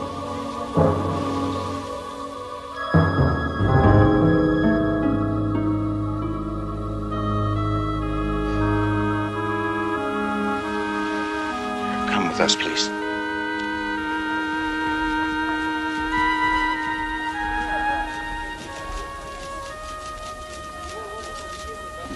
Morning, Miss.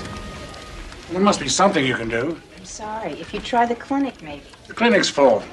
My wife, she hasn't been well. She's trying to hide it, but I think maybe it's her heart. All we need is somebody to look at her. Maybe a day or two in here. Mr. Wells, without medical insurance or some guarantee of payment, we simply cannot admit her. I'm sorry. It's hospital policy. There's nothing I can do.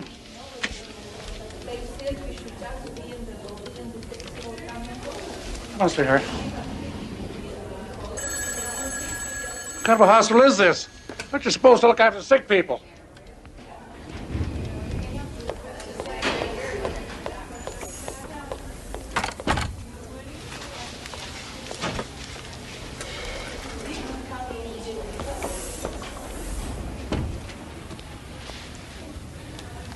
Couldn't help overhearing. You all right? I'm fine. It's not my decision. It's hospital policy. I think people would understand that. Got it. Mrs. Hendricks, Mrs. Reed is asking for you. She says she has to talk to you. She was quite insistent.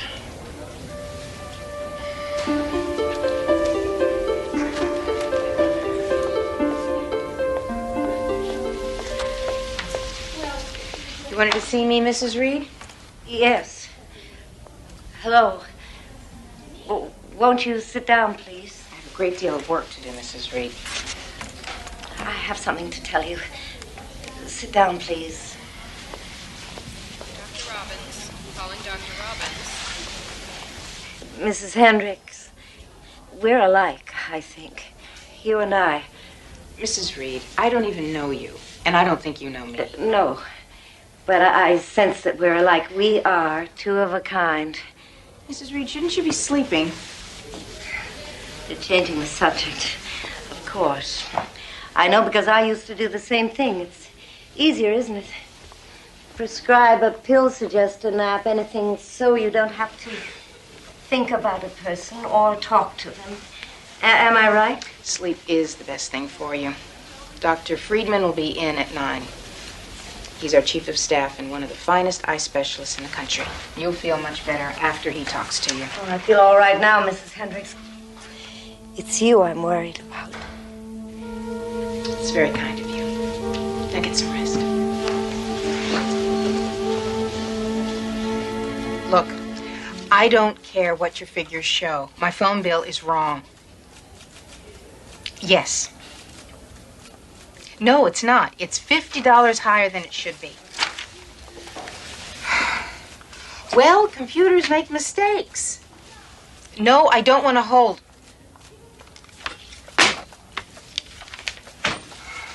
You look like you need a vacation, Claire. It's just the way people treat you sometimes. You want to... Never mind. What can I do for you? You talked to Mrs. Reed yesterday. Did she say anything about her family? Her husband? Not that I recall. Why? He's here. Did he come in about his wife? No, he didn't even know she was here. Emergency picked up the call about an hour ago. He was calling for help. An ambulance just brought him in. He's gone blind, Claire, without apparent cause. It's contagious? He claims he's had it since last night. If it's contagious, she picked it up from him. But if she knew... Knew. I left him there and came in here to save herself. He says he begged her not to leave him. He must have passed out. Fear, I guess. When he came to, she was gone. He crawled around the house until he could find a telephone. It's hard to believe. When she came in here, she knew exactly what was happening. She must have seen it happen to him.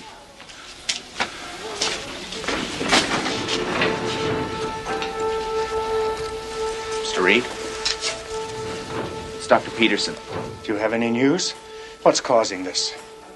I'm afraid we don't know yet. Then leave me alone. Mr. Reed, I'm Nurse Hendricks. Would you like to be in a room with your wife? We can arrange it. I wouldn't share her air if it was the last oxygen on this planet. Do you have any idea what it's like to wake up blind, alone, calling for someone over and over who isn't there, realizing that you've been abandoned? I don't want to talk to her, or to you, or to anyone until somebody can tell me they found a cure. Leave me alone. I don't care what happens to her. Don't you understand? I don't care. There you are. You both better come downstairs. All hell's breaking loose.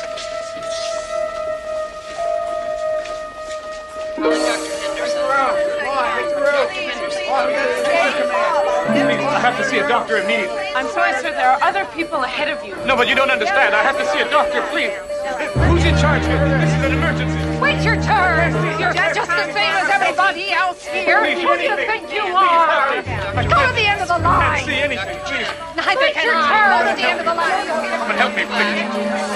Get to the end of the line. I can't see. I'm right here. It's all right. I was at work. I'm not really sure what happened. All right, we'll take care of you. Blind, Claire. You're all blind. Stone blind, we used to call it, but blindness is not new. This growth, this ocular window shade is utterly beyond my experience. I've been informed that the Center for Disease Control in Atlanta has put out a full alert, and that the Surgeon General has convened an emergency meeting in Washington with some of our top physicians. Any delay in responding to this could cost us dearly. Agreed. Is there any clue to the origin of the disease? I've had Dr. Gordon in constant touch with Atlanta on that very subject. He went home for a fast shower and change of clothes. He should have been back by now. Dr. Gordon came in an hour ago. He's blind. My God. We've had reports of an estimated 500 cases in New York City. Los Angeles is running about the same. Seems we have an epidemic on our hands. about the press? Not being very helpful, are they? From some of the reports I've read, unless we find something constructive to say soon, we'll have a full-blown panic on our hands. People are scared. There must be something we can do. There is, and we are. But this is the difficult part. Waiting for someone to come up with a cause. Once we have that, we can proceed. Until then, all we can do is keep running tests and wait. When did you last get some sleep? I don't know. Then go home. Get some rest. Consider that an order. You too, Eddie. I need my staff alert and clear-headed. Understand? All right, but I'll be back for my regular shift tonight. Ditto.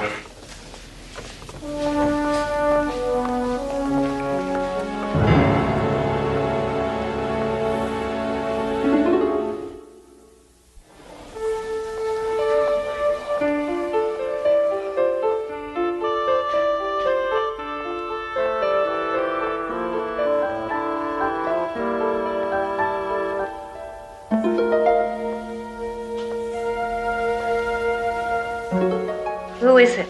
It's me, Claire Hendricks. Oh, I'm glad you come to see me. Please, sit down. You must be exhausted. The others were talking about you, how hard you work. They call you a dedicated woman. Is that what they call me? Dedicated? Yes, they used to call me that, too. I was very businesslike. Nothing bothered me. Why did you come to visit me? I don't know. I was on my way home. Dr. Henderson. Yes. Normally you don't visit much, do you? The other nurses mentioned that, too.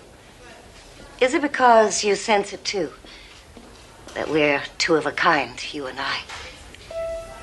I should let you get some sleep. Look, I know what's happening to us. I know how it's happening, and I know why it's happening.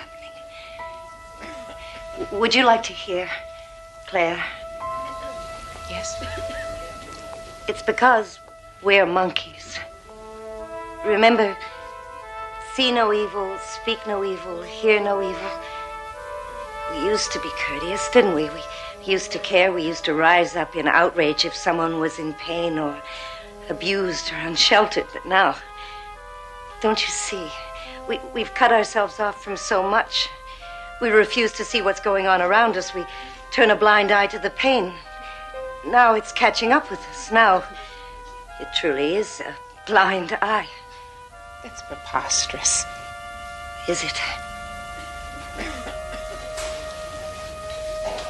I heard your husband went blind first, and you abandoned him. Is that true? He just gotten a call that his mother died. They weren't very close. When he heard, it was like someone discussing the weather. That's when he became a monkey. And I ran. Yes, I ran to save myself. Now I'm a monkey, too. This new growth is irritated and inflamed. The ocular muscles are functioning normally, though, which leads us to believe the eye itself is undamaged, though shuttered away beneath a curtain of flesh. There is a chance that surgery can remove this flesh curtain without injuring the eye, but we won't know for certain until we try it. There's still no news from Atlanta on possible causes? They may have a theory, but they're being pretty tight-lipped about it until they can confirm. They estimate that at the present rate, the number of those afflicted could reach 100,000 by week's end. What about the issue of quarantine? I can confirm that it's being discussed, but that's all. Because there's always a chance that it may not be a disease at all, but some sort of latent mutation triggered by some change in the environment. What's got 100 arms, 100 legs, 50 heads, and no eyes? The South Wing of the hospital. Could I have your attention? I've just received a fax from Washington. At 1700 hours on the 10th of April, that would be only hours before the first case was discovered, an explosion was reported at a top-secret biological research lab in Alaska. It is presumed that certain unstable forms of bacteria may have been released into the atmosphere. It is estimated that their effects could be unpredictable. It is fairly certain the bacteria released cannot survive long outside the laboratory.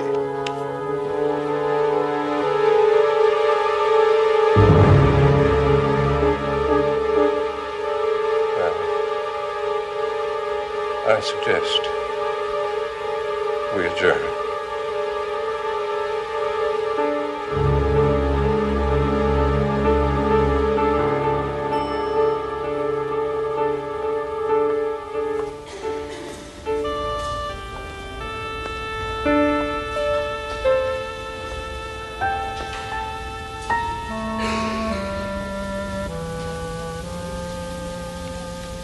Claire, Hello, Eddie. I thought you were going home. I was, but there's no reason to go home. Jim and I have separated. We moved out. Sorry, I didn't know. Nothing acrimonious. It's all very calm and sensible. We just stopped connecting. We led our separate lives like two strangers just sharing the same space. No connection, no involvement, just lost in our indifference. I came in here tonight, I started thinking about me, about all of us. She's right, Eddie. We're monkeys. Claire, you're not making any sense. Do you know, I can't remember the last time I looked a patient in the eye. Somewhere along the line, I stopped treating them as individuals. They're just numbers to me. They don't have life stories. They have charts. I'm no different than you. But you are. Look, you're an excellent nurse. It's just part of the job. And isn't that a fine excuse? Isn't that a comfortable bandage on our diminished humanity? The phone company overcharges us. There's nothing they can do about it. We turn sick people away because they don't have the right insurance. It's just part of the job.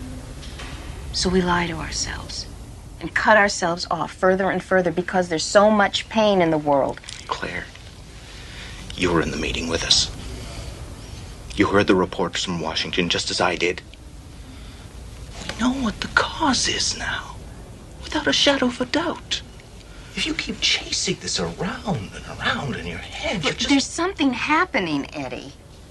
That report doesn't explain why only some people are susceptible and some aren't. What does it say in the Bible? If thine eye offend thee, pluck it out. Stop it.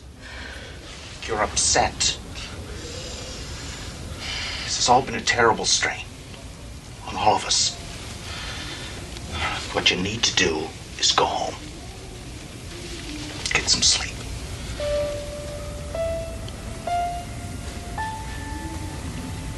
Yes, I'm sure that'll solve everything. Good night, Eddie.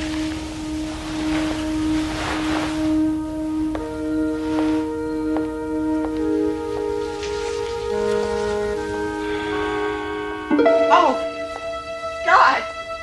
Oh! Oh, my. Help me! Somebody! Help! Claire, it's okay. It's okay, I'm here. Claire, it's me.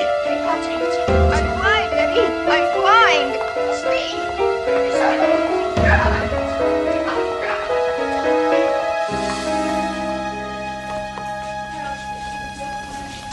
Dr. Friedman. Ah, Eddie. Good. Thank you. Dr. Peterson will play guide dog for a while. How's Claire?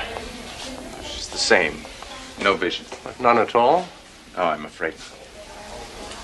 Mrs. Reed, good. I was hoping to see you. It's Dr. Peterson here. Yes. I was wondering if you could drop by Mrs. Hendricks' room. Maybe help cheer her up a little bit. She thinks a lot of you. Of course, I'd be glad to.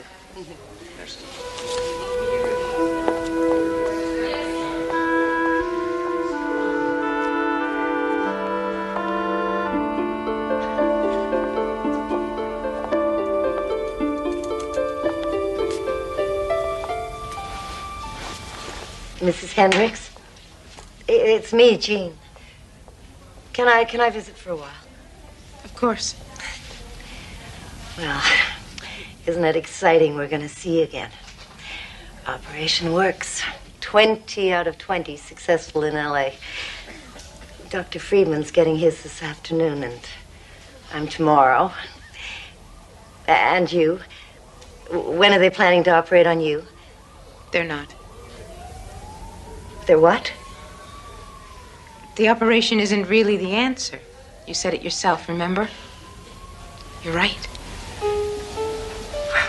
No, but that was before we knew about the bacteria, before we... Now we have an easy answer. Solid and uncomplicated. But it won't last. It'll happen again. And they'll come up with something else. But what happens when we run out of solutions? Easy answers. It's time to go now, Mrs. Reed.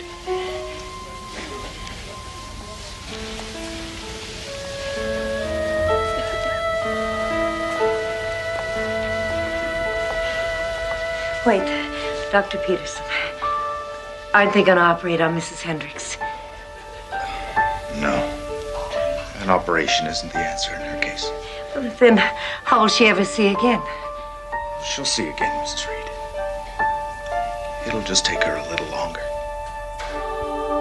Enigma, draped in hospital sheets and self-imposed darkness, with the added sobering thought that Claire Hendricks is perfectly correct in her own diagnosis. Take it as a warning, a cry for humanity, or a simple plea for responsibility from the dark places of the Twilight Zone.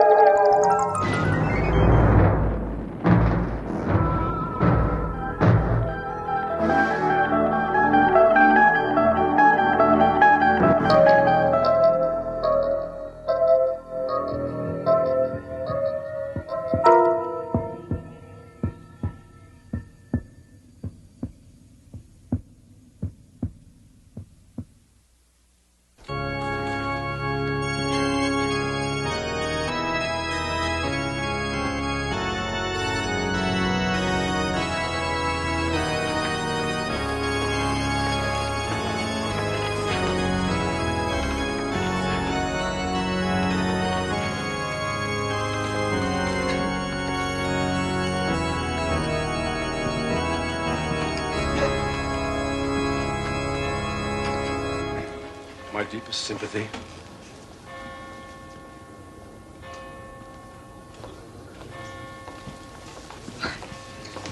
A lovely service. Terrible loss. Yes. Are you related to the deceased? No, not at all. Oh, a friend of the family then. No, actually, I don't know anyone here. They're all strangers to me. But it was still a very lovely service. Barbara LeMay, the woman in black, out of place in a world of colors and sounds and life. A woman caught between fascination and something more profound and less earthly. Barbara LeMay, with one foot in the grave, the other firmly planted in the Twilight Zone. As I was saying, a lovely service. There must have been at least 150 people there. They had a reception afterwards, and they served the most delicious finger sandwiches. So, who was the service for? I didn't know we knew anyone who had died. I'm not certain. You know how I am with names. You mean you... Mother, you have got to stop going to funerals for people you don't even know. Why? Well, because it's wrong, that's all.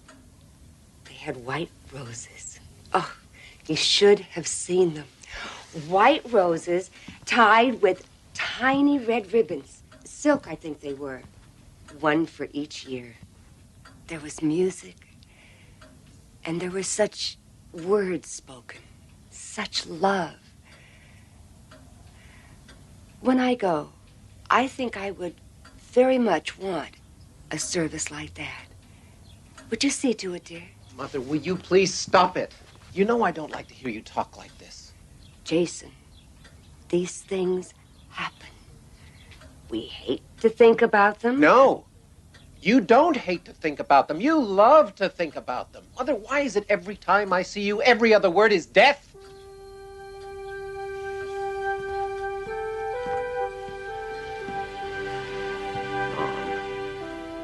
When I asked you out to the coast to see Margie and the kids, you couldn't. You couldn't come because you said you couldn't make any long-term plans. How the hell am I supposed to explain that to them? I'm sorry. Grandma can't come for Thanksgiving because she isn't sure whether she'll be alive or not. You hurt them. I'm sorry. I really am. I know. I know. I just wish you'd stop all this. Let some light in here. Get some air. Mother, this obsession of yours is not good. It's not healthy. It's morbid.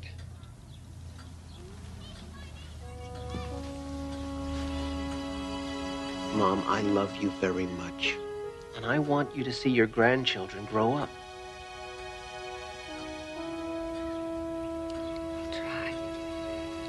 I will, really. Okay. Oh, I'm sorry. I've got to go. Plane to catch. Then you go. And you give my love to Margie and Ben and Susan. I'll be fine. Really.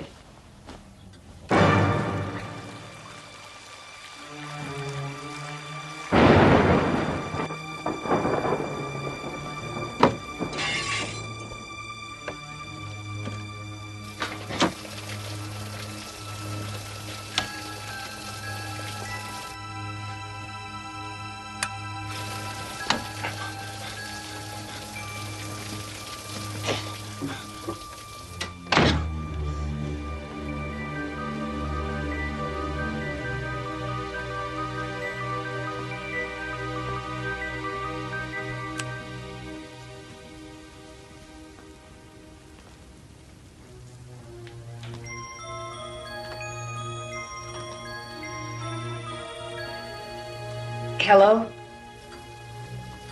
Is anyone there?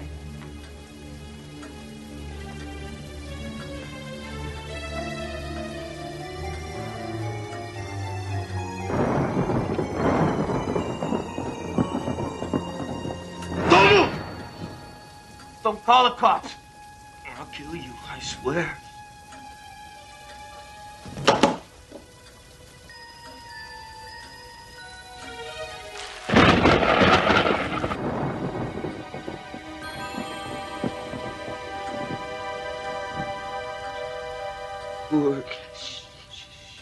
Don't try to talk.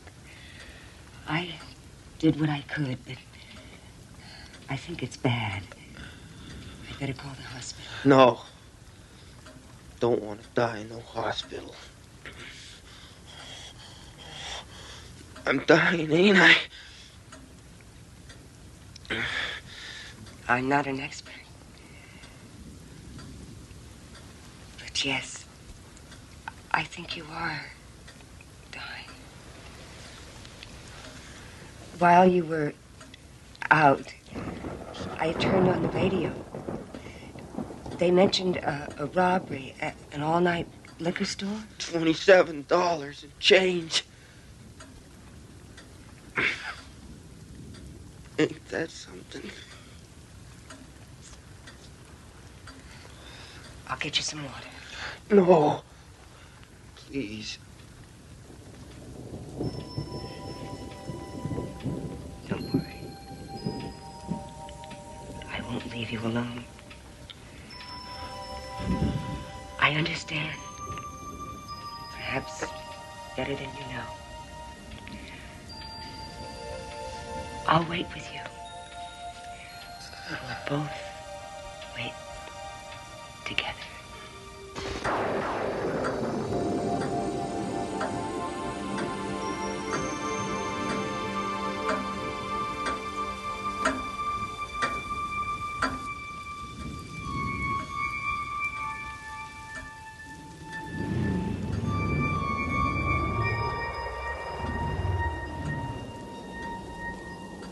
You're here, aren't you?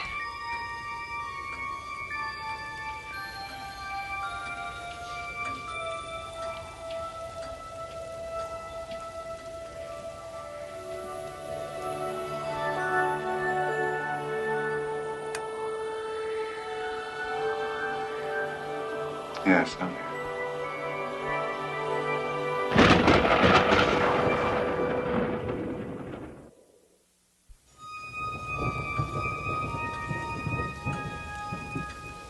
I can see you. Are you surprised? No. No, I suppose you wouldn't be. We spent so much time together, you and I. It must make one more sensitive. Yes. I was in the hospital once. The woman in the room next to me died in the night. I felt you nearby. Who are you talking to? No one, Trent. No one. It's all right. It's so cold.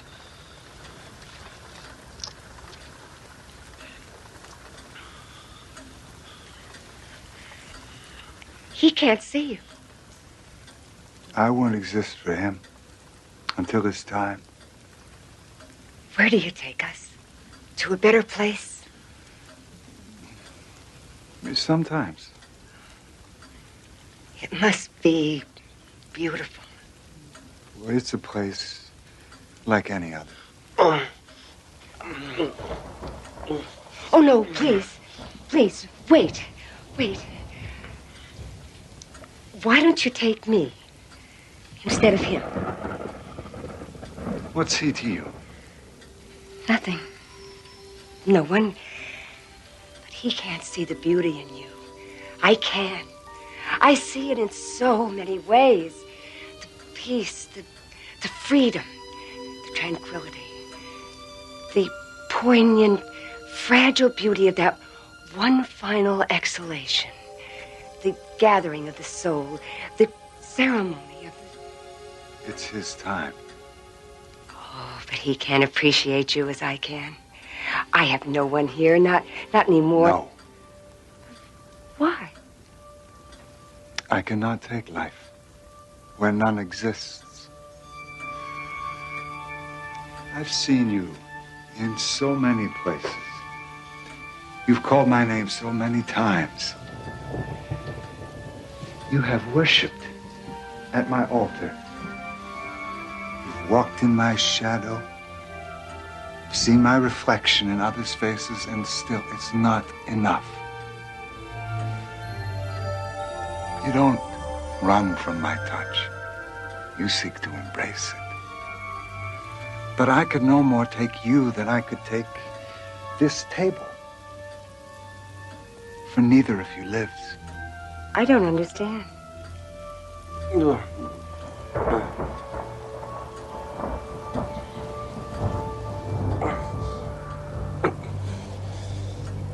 See how he resists me. Even now, clings to life. For in each second is the possibility of joy, however often defeated. Even now, this close to me, he's more alive than you. I bring you peace, sleep. Don't be afraid. For I alone will never leave you.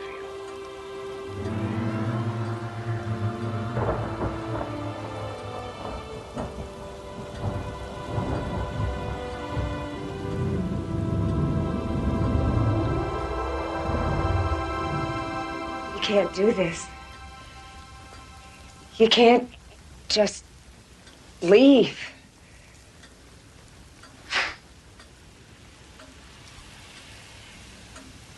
We've been together so much. That would be cruel.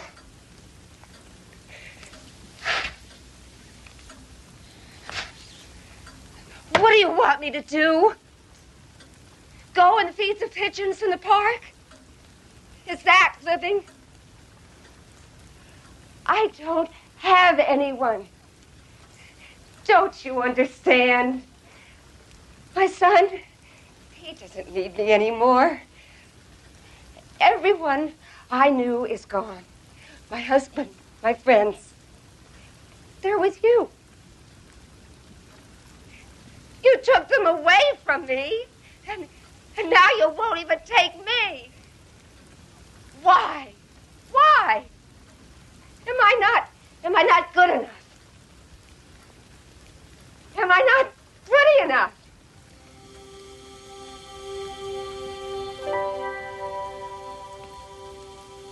I'm sorry I yelled. Please, stay with me. Just a moment.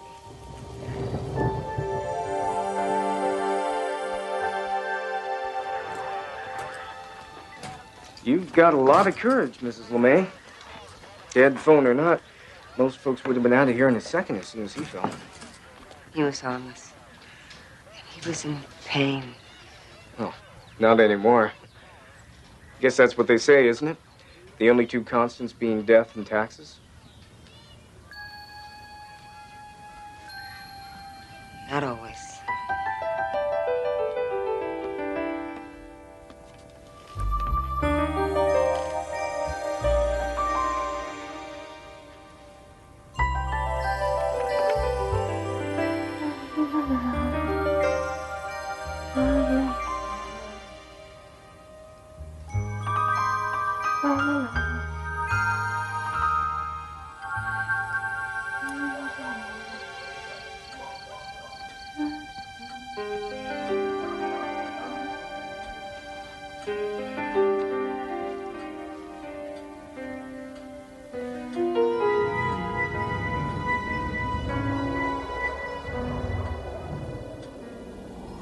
Have I hurt you?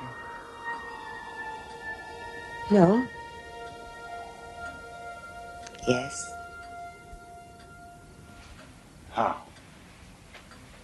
It wasn't my intention. No, it never is. But asking myself the same question. It's just that one by one, everyone I knew went away. They went with you. I suppose, in my funny way, I became jealous. You took them away, and if I couldn't have them, then I wanted you too. So I began spending all of my time thinking about you. And I started to see why they went with you. It was their time. I suppose it was. But there was more to it than that. I saw it in their faces after they had seen you. No more pain, no more weariness, no sadness, no loss, only peace. In the end, you're all we have, aren't you? When my husband was dying, he suffered so much. And I couldn't do anything to help him. But you did. I remember. I think It was then that I began to feel love for you.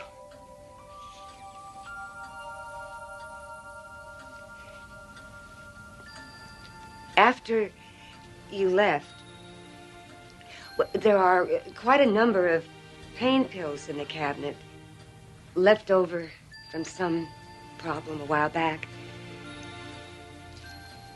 I considered taking all of them. Whatever you say, even you can't stop me from making it my time, can you? But I couldn't do it. Not with you. I suppose it seemed too forward. I was never very good at being aggressive. Nothing's changed. It seems I'm not even very good at... I've often heard it said, among the living, there are always possibilities. Take my hand.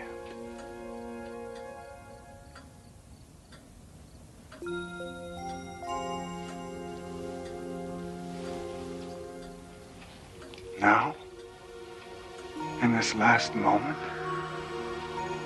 are you afraid of me? Oh, no.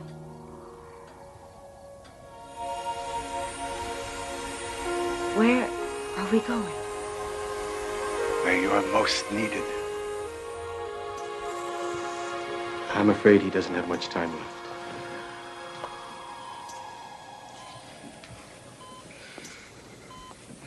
Is it dark in here? Yes, it is. I'll try to find you someone. No, please. Don't go. It'll be all right. I have to go. No, please. I'll be right back. Wait.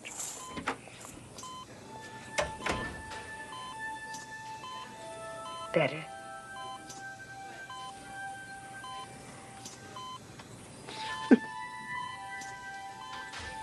I'm sorry. I'm afraid. Don't be afraid. I bring you peace and sleep, and I alone will never leave you.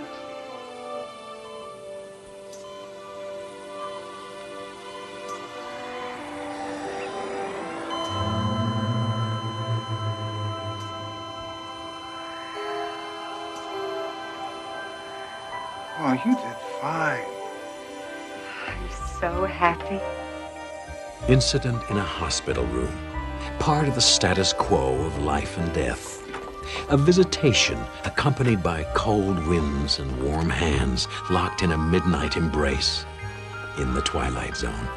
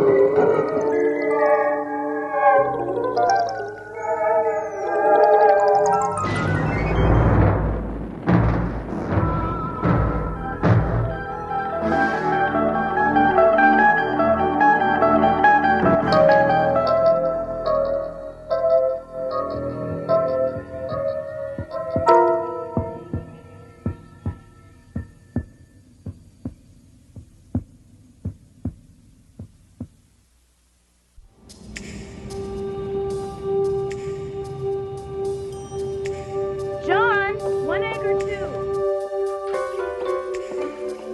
Honey, 1 egg or 2? 2. Introduction to Mr. John Selig, a reasonably average man who goes through life with both eyes open and both hands firmly on the wheel. Mr. John Selig, practical and steady, who is about to be blindsided by the Twilight Zone.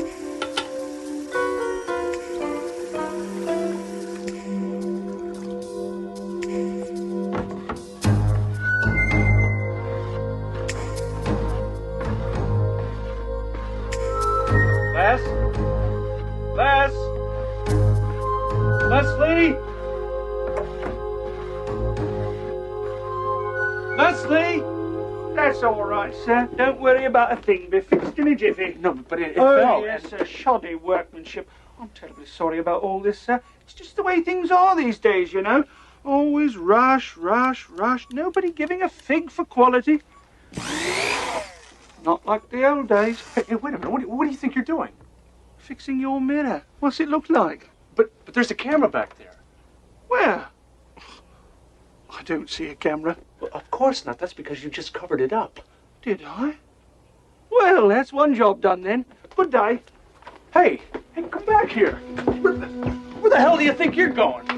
Back to work. And may I suggest you do the same thing? It's nearly 9 o'clock, and you know how Mr. Weatherall gets... Never mind. Never said a thing. Good day. Hey, wait a minute. How do you know my boss's name? I don't. But you just said it. No, I didn't. You must have mistaken me for someone else. Good day. Listen, are you going to stand there all day? Yes. I want to know what you were doing up there. Up where? Upstairs. The mirror, the camera, remember? Ah, yes, that.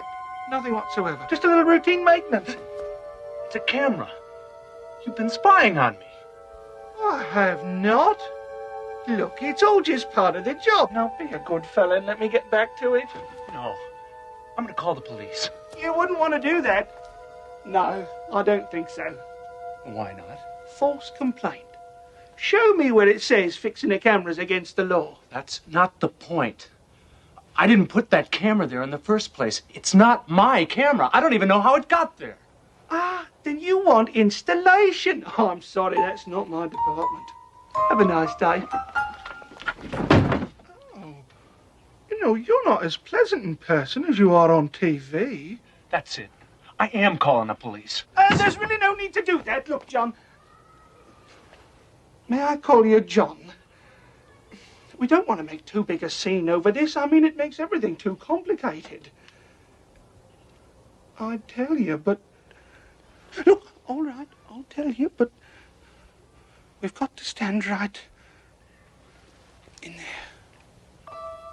In the closet? Shh. Why there? It's outside camera range. But it's in the bathroom. No. The other cameras.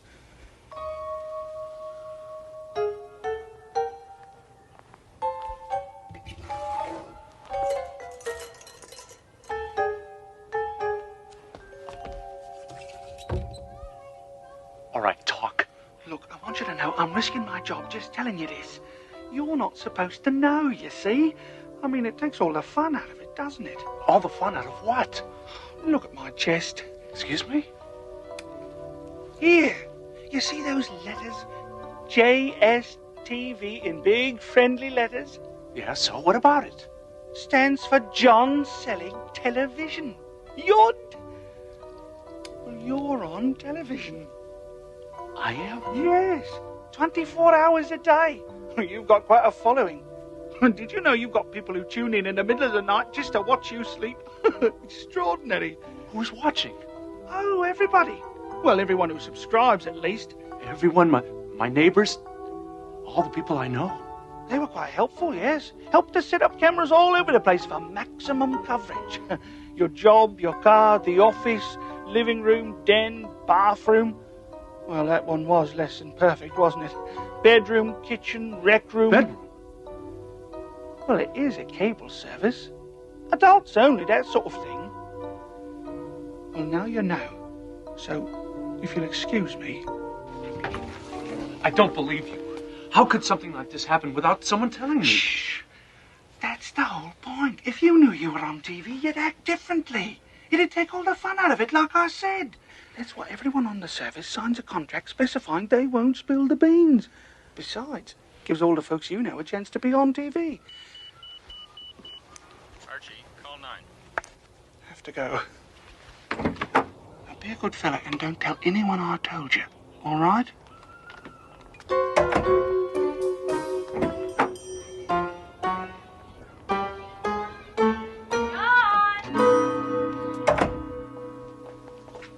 Your breakfast is ready. You better eat it before it gets cold. Haven't you finished dressing yet? Did you see that man? What man? He came right into the bathroom. I spent 10 minutes with him in the closet. Did you sleep all right last night? I slept fine. It's this morning I'm having a slight problem with. I have no idea what you're talking about. Oh, I gotta go. Have a nice day, honey. Don't blow it for us. The ratings are terrific.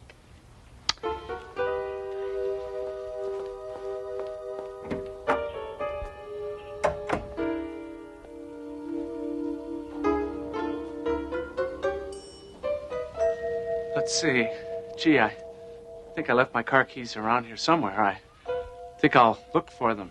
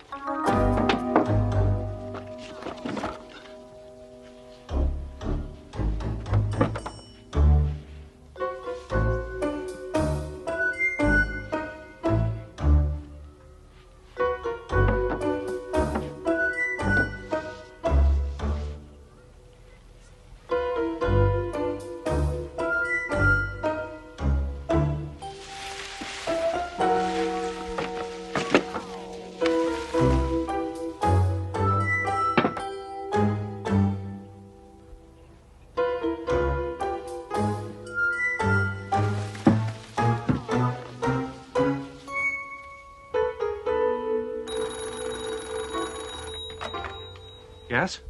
This is to inform you that destruction of company property is to be avoided at all costs. Please inform maintenance and do not touch the equipment again. Thank you. Try and stop me.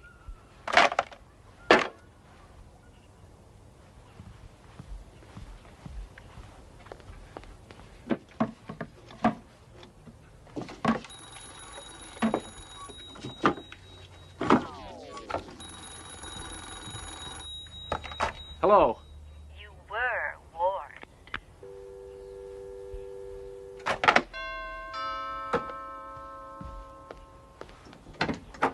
Mr. Selig? Yes? You're to come with us, No, sir. hey, let me go. Where are you taking me? My coat. Come on, guy. I don't know who you are, but you can't do this to me. You should have told us sooner.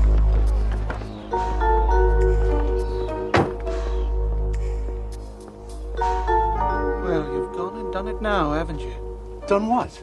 Where are we going? There's some very big trouble, I'd say. Yes, some very serious trouble indeed. Smile at the birdie, Mr. Selig.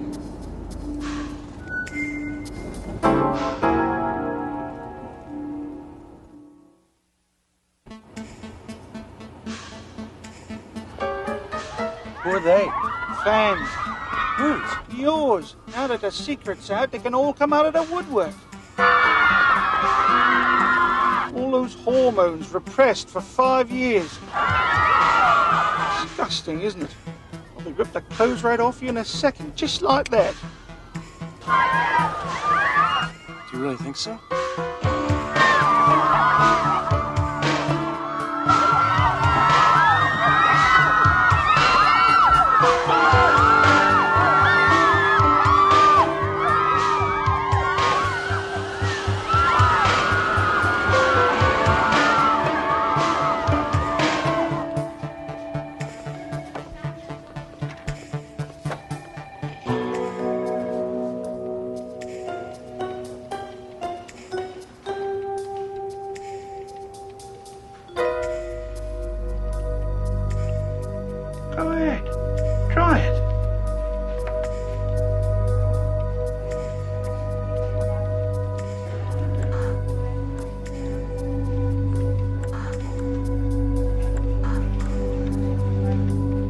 Typical, isn't it? All these channels, nothing interesting on.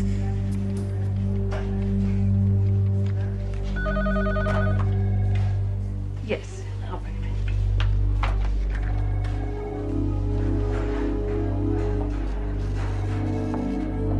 in. If you please, Mr. Selleck, this way.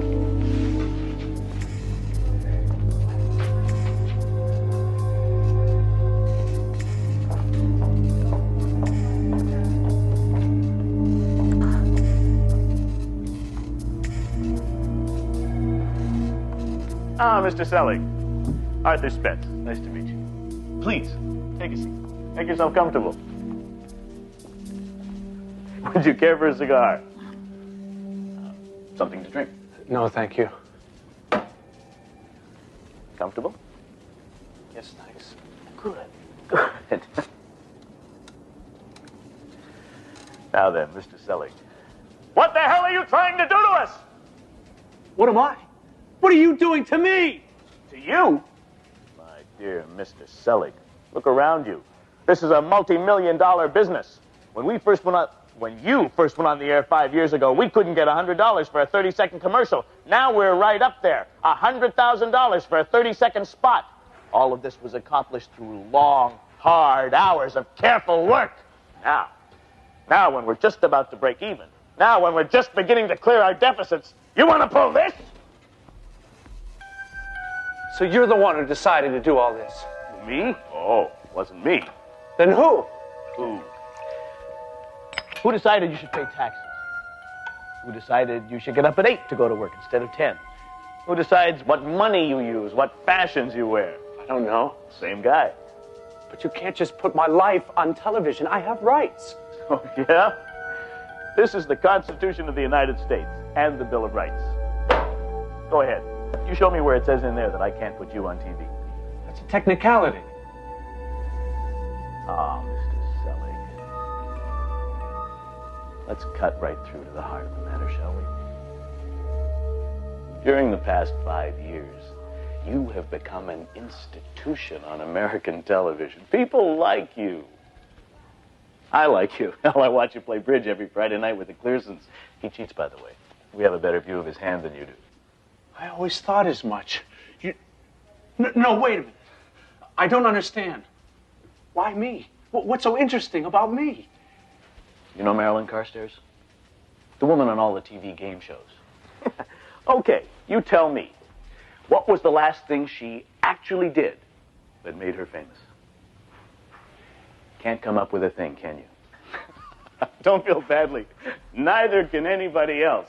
But she's on TV.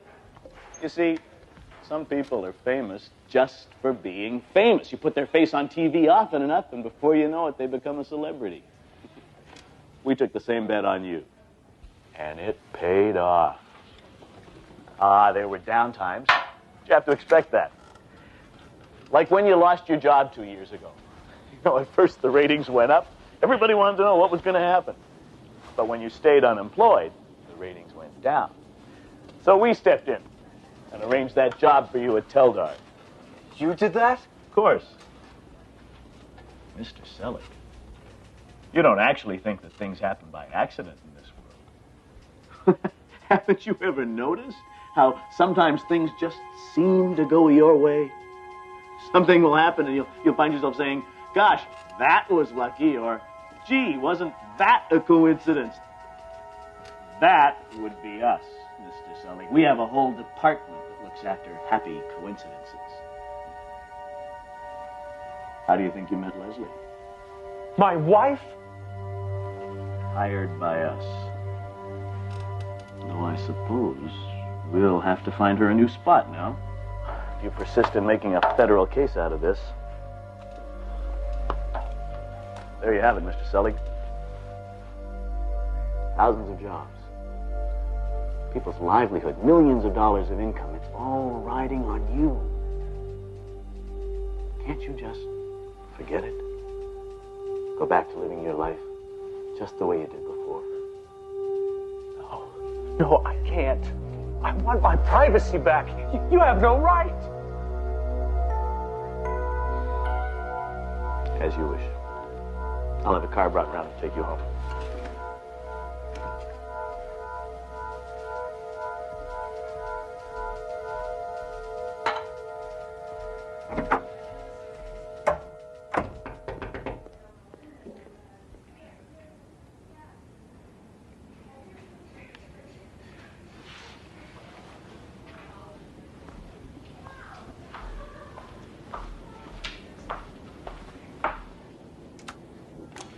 Can I help you? It's you, isn't it? Oh, Mr. Selleck, I'm your biggest fan. I watch you all the time, and I think you're just wonderful. Thank you. Oh, can I have your autograph? Oh, no, Oh, please. Well, I guess it couldn't hurt. It's all over with now anyway. I want to have a baby. I beg your pardon? Oh, then a lock of your hair. No, Oh, Jack! No, I think maybe you better go. Oh, please, Mr. Selleck, I've come all this way. Please.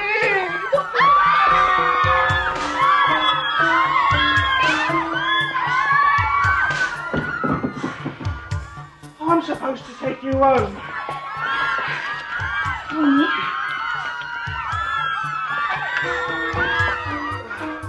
I'll have to go out the back way. And I want you to know I got sacked because of all this. 2 weeks' notice and out. Just as cold as you please. I'm sorry. I didn't mean to cause you any trouble. I wish there was something I could do. You just did. Come on.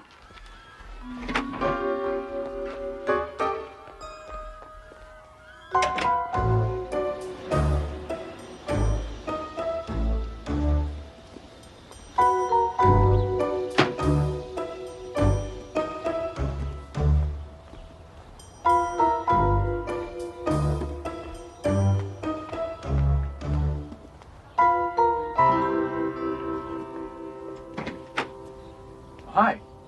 Come on in. I was just going over the fan mail. I had no idea so much had been collected. The gifts, offers of marriage, it's amazing. I just came to drop this by. It's a check. Back pay for the last 5 years. Oh, yes, they always intended to pay you. They just kept it in a trust fund until you either found out or the show got cancelled. But it's a lot of money. Hmm? Yes, I suppose it is. What are you doing? Company equipment. Not needed around here much more, is it? Now the show's been cancelled. Now that you know, it's not much fun anymore, is it? And it's really over? Sorry, not my department. But the money, the women. You wanted your life back, just the way it was, right? Well, that's what you've got. And I hope you're satisfied. I'm sorry about your job.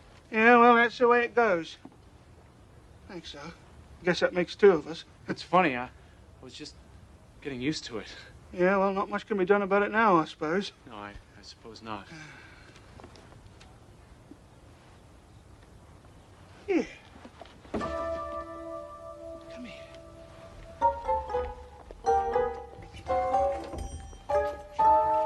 Look, I was thinking, if you were the guy in charge and I were you, what would you do? Maybe you'd just tell me I was off the air, so I'd think I was, but I'm really on television without knowing it. This way, I'll go back to acting normal, which is what everyone wants in the first place.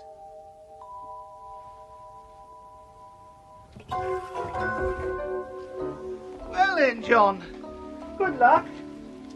Break a leg, as they say.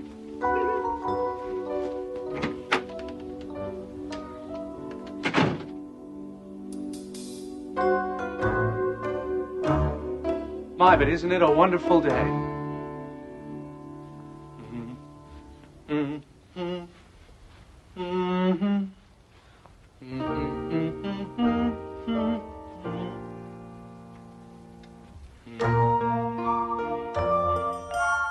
The next time you think people are talking about you behind your back, or a happy coincidence seems just a little too good to be true, check behind the bathroom mirror, or see if there are any channels missing from your TV.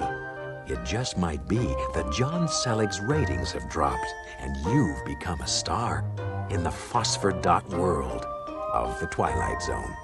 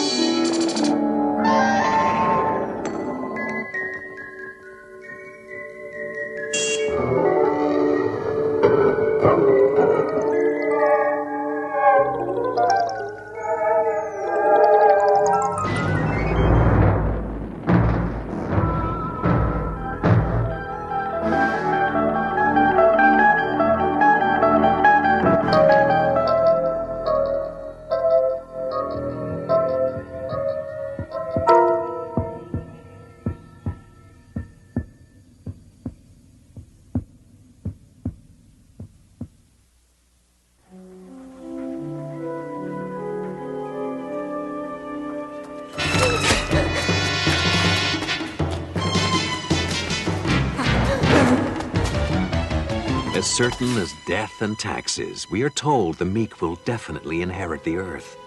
Perhaps, but not always. Consider, if you will, Mr. Archie Lochner, a well-known petty crook, sidebar 6-for-5er Shylock, registered coward, and owner of a yellow streak so vivid it could be slathered on a hot dog. Mr. Lochner was written out of the will when the meek were guaranteed their inheritance. And just now, he's trying to avoid another kind of payoff.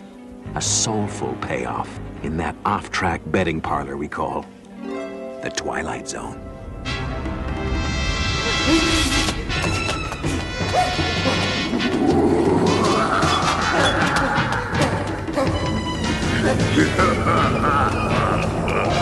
Seize your flight, you four-flushing fistfire!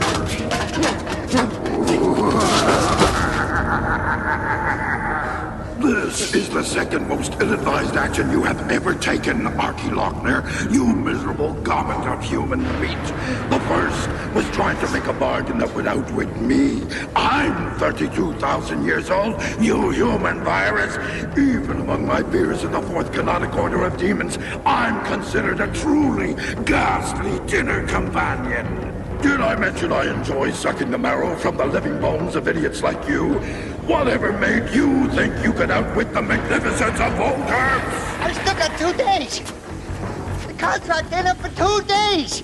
Why is it you're tormenting me? Because I'm a demon, you imbecile. I don't send singing telegrams. I torment. It's what I do. That's why I'm called a demon instead of the Easter Bunny. 2 days? You made the deal. You don't bug me for 2 days. Bug you. Bug you. 2 days from now, I'll remember you mentioned bugs. Perhaps I'll turn you into one. A small, black, crawling bug, not unlike the kind I spear with a claw, crack like a nutshell, and feed to my serpent mate, Diptha. She loves to be bugged.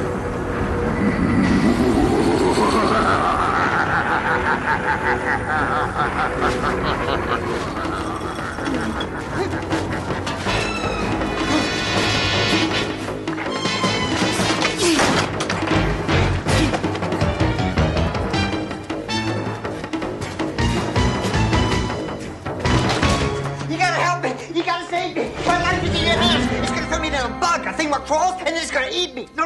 He's gonna give me to his wife, his snake lady, and she's gonna eat me. So you better help me, because if you don't, it's gonna be all over for me. Why don't you twist off his head, Mr. Lancaster, sir?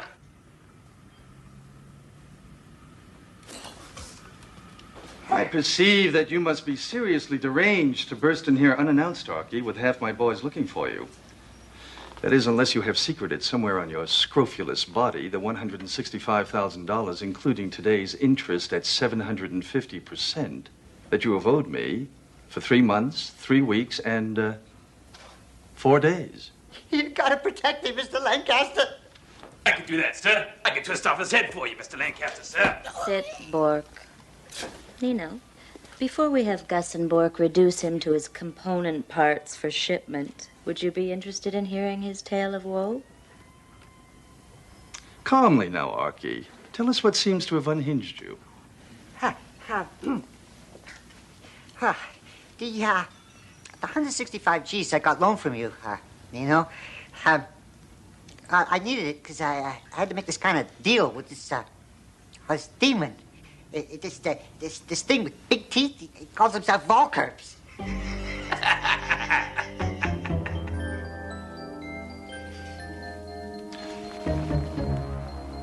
A supernatural being. Yeah, you got it. A creature of Stygian darkness, a denizen of the nether reaches, a monster from some nameless plane of witchcraft and horror. Yeah, you got it. Bork. Twist his head off. No, I ain't making it up, Mr. Lancaster. Honest, I ain't making this up. That thing's after me. He's right out there in the alley. Go on. Well, we made this kind of deal, me and this Volkerps. See, he gives me all the winners at Pimlico, Aqueduct, Santa Anita, Hawthorne, Liberty Bell, and Maywood, all in the same day. See? In exchange for? First refusal option on 51% of my immortal soul. Things must be worse in hell than we know. Your soul's gotta be pretty grungy and soiled, kid. They said good help was hard to come by. He mentioned doing windows and floors. What do I know? Then you'd be able to pay me back in full, including the crippling interest rate. And you'd finally manage to extricate yourself from the nasty, brutish life that distinguishes you. Well, that's how I supposed it will be. Oh, yeah, sure. And pigs will fly, eh? I mean, he gave me all the winners, all right. 20, 30, 42 of them. And I bet them all, and they won. Each and every one of them. Except a few of them, they had strokes, and they died as they crossed the finish line. And a bunch of them got disqualified because it was full of dope. And 11 of them got scratched for bumping in the stretch. And on and on and on like that. Oh, sure. They all came in first, all right. And I lost every cent I got for you, Mr. Lancaster. And that's why I've been ducking your collectors. And that's why this Mr. Volkerps is going to come and take me away and eat me if you don't protect me.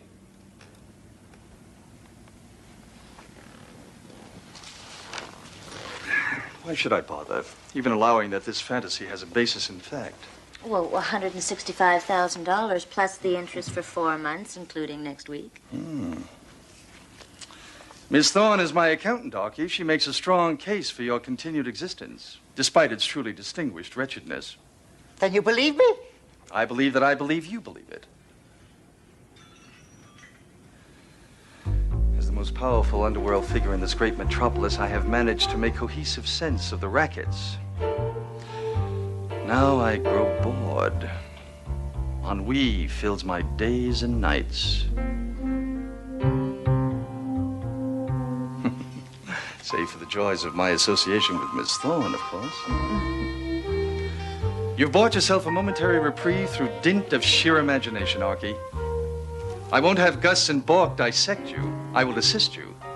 Already I feel heroic.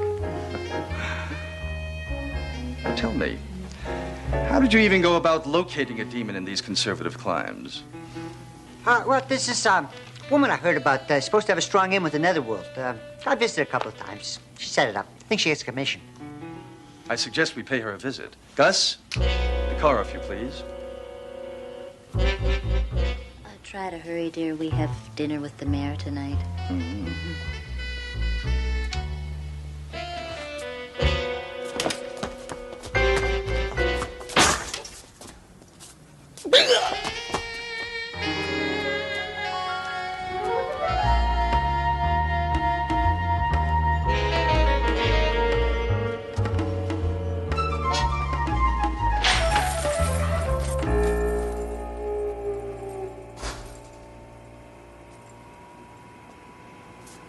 You are the impressive Cassandra Fishbein, trafficker in the black arts? I'm a beautician, beauty technician, and cosmetologist. I got a license. Miss Fishbein, my name is Nino Lancaster. I'm a business associate of Mr. Lochner here. He advises me you served as a go-between, amanuensis, amicus curiae, for him and a, personage named Volkerps. I'm calling a cop. Probably not. Very likely in my employ in any case. I ask your assistance voluntarily. Or perhaps I could ask my employee, Mr. Chaucer, to persuade you. Hey, who Who the hell are you? Look. I'm just a poor businesswoman trying to make an honest buck in a world of kids hot for purple hair and shaved heads. Ah, yes. Business. Have you ever considered the range of unexpected tragedies that could befall an unwary coiffeuse, whose insurance premiums, no matter how exorbitant, would not cover the mysterious mixing of DDT with her shampoos? Or the inconvenience resulting from perhaps, all of a sudden, the truckers who schlep said wares from the distributors decide they've lost the bills of lading, and said goods wind up in Beirut? Or the constituted authorities suddenly get it into their heads to toss the businesswoman's apartment for illegal and noxious substances, which would, I'm sure, result in said authorities discovering nickel bags of such vegetation and powders stuck down in the pillows of a sofa? Pardon my complex syntax, but I imagine you get my drift. Well, yeah, I set it up for this guy, but I'm just sort of a clearinghouse for a select few demons and soul traders of a very high quality. There's this quota of souls they have to make each year just to stay in good with the boss, and I'm sort of a canvasser, a scout, to steer likely prospects. Excellent. Here, you will set up a meeting with Mr. Volkerps for us. When? Now. You're out of your mind. This Volkerps has a very ugly personality. He'd think I'd turn him. Are you trying to get me snuffed? Have you ever considered how cold and uncomfortable it is being hung upside down on a meat hook in a freezer?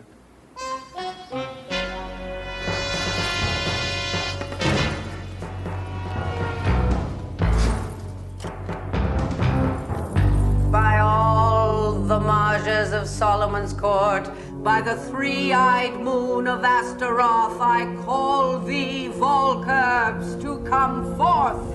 Cassandra, I smell betrayal. No, honestly, they made me call you. Get him. Do it, almighty Volkerps. Waste him. First things first, Cassandra. The little rat human, he has 2 days. But you...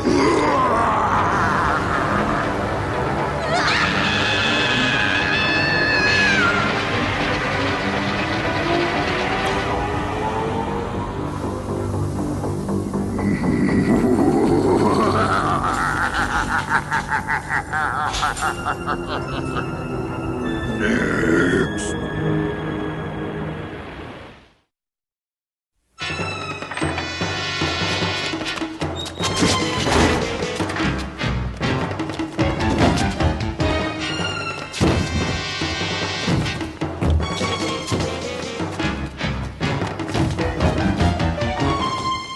Don't just stand there! Pile! Pile!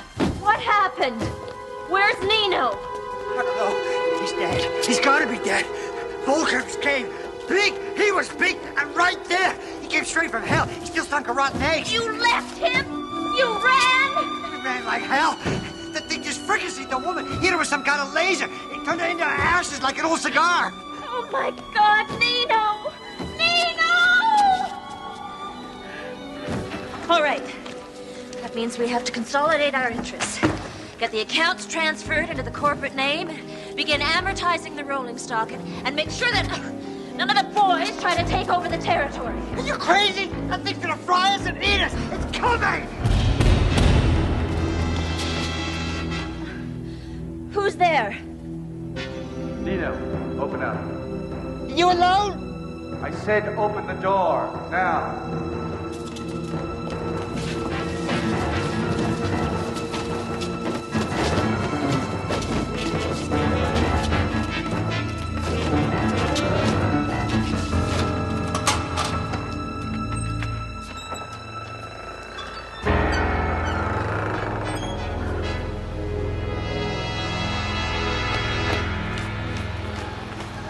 Nino, honey, what happened? Can you walk? Obviously. Well, is your body burned? Get away!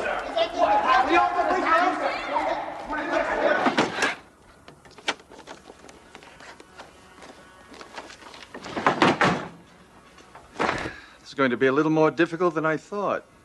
How doomed! If you can't take him, what chance have I got? I didn't say it was impossible. I said it was going to be a little more difficult than at first I thought. How'd she get away? I dazzled her with fancy footwork. Okay, let's get to it. Gus, Bark, go see Nuncio at the docks. Have him talk to our people at the ship fitting operation. Get me 100 gallons of lead paint. What color, boss? Doesn't matter. Well, it comes in battleship gray, you know, which is like your standard color. Maybe we can get him to mix up a special batch in some nice pastel. Quiet! I don't care what color. Get gray, get anything, but get me 100 gallons with the highest lead content they can find. Then spray the inside of this office. Ceiling, floor, walls, windows, every inch of it, every corner. Then do it all over again. And when you're done, do it 10 times more. While they're getting the paint, you keep an eye on Archie. I've got a long trip ahead of me. Hey, wait a minute. You can't just go and leave me here. Where you going? Where's he going? Some things you don't want to know.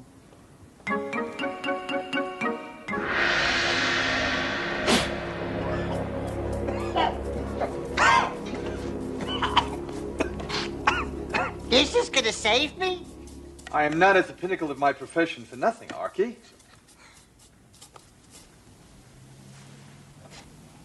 We have to wait till midnight. He'll come at midnight. Anybody who wants to go, do it now. Not you, Archie.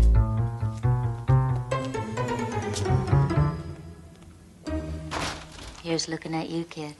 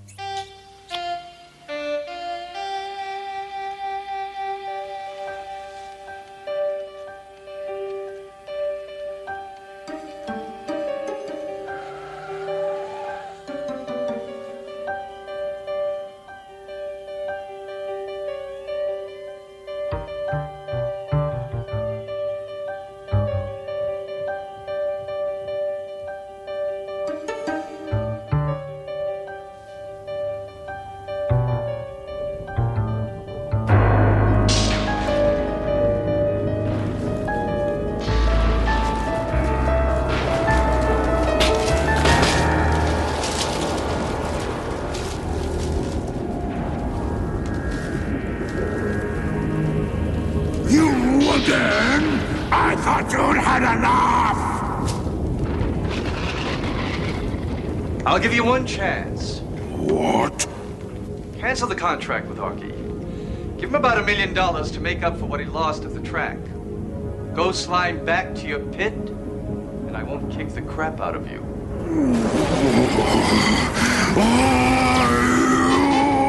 Hazel, the door. Archie, the patch.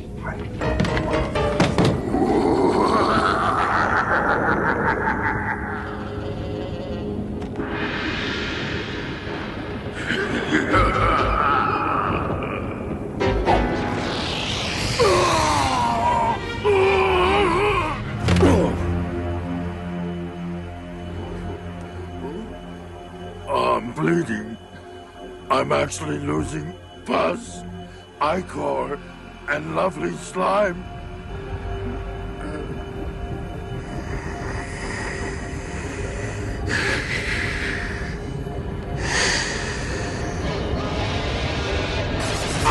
You lousy twerp. Enough is enough.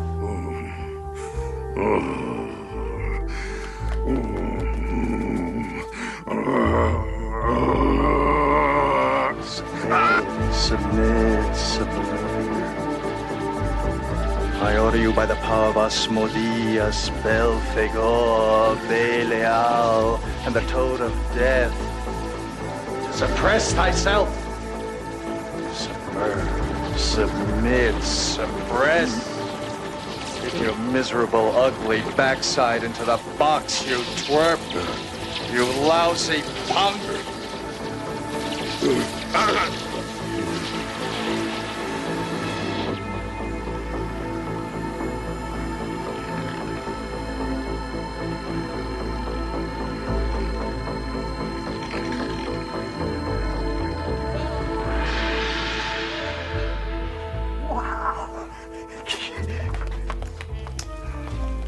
I've had some small experience in these matters. Is that how you got away from him in the beauty shop? Mm-hmm. He got me a little, but he couldn't get me very much. I'll get you. I'll rend you. I'll savage you. I'll shred you. I'll suck your bones dry as death. Listen, punk. You think you're the first slug from hell, all puffed up with hot air, who ever tried to muscle in on my operation? If you're wondering how I beat you, look around in there.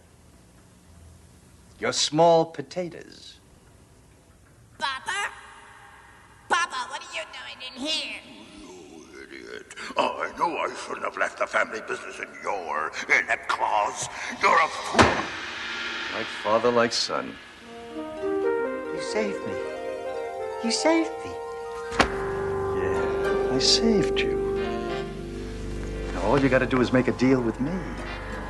Business, Archie, is strictly business.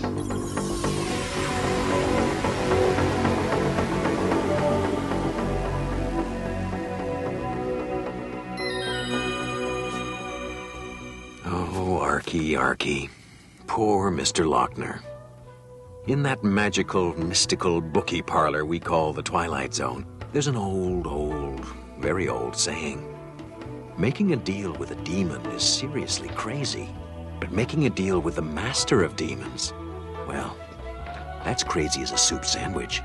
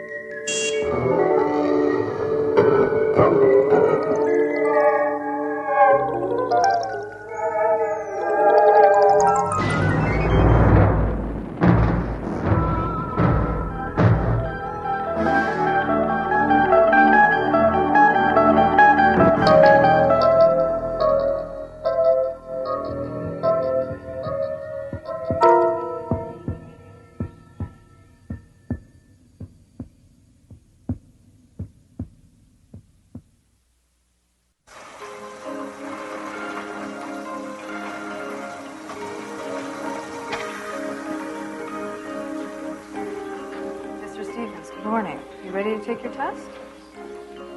Okay. I'll help you. Up. Okay, just step up on the treadmill, please.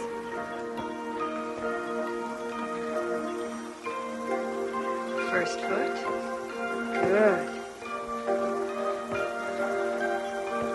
Now, we're going to start out very slowly. Ready? And start. Good. That's not so hard, is it? That's very good. How about a little faster? Good work.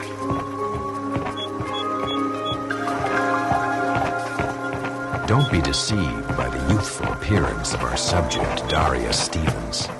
He abused his body for 79 years. Now he's walking on his own bought and paid for 2 feet, down a path he hopes will lead him into a new life.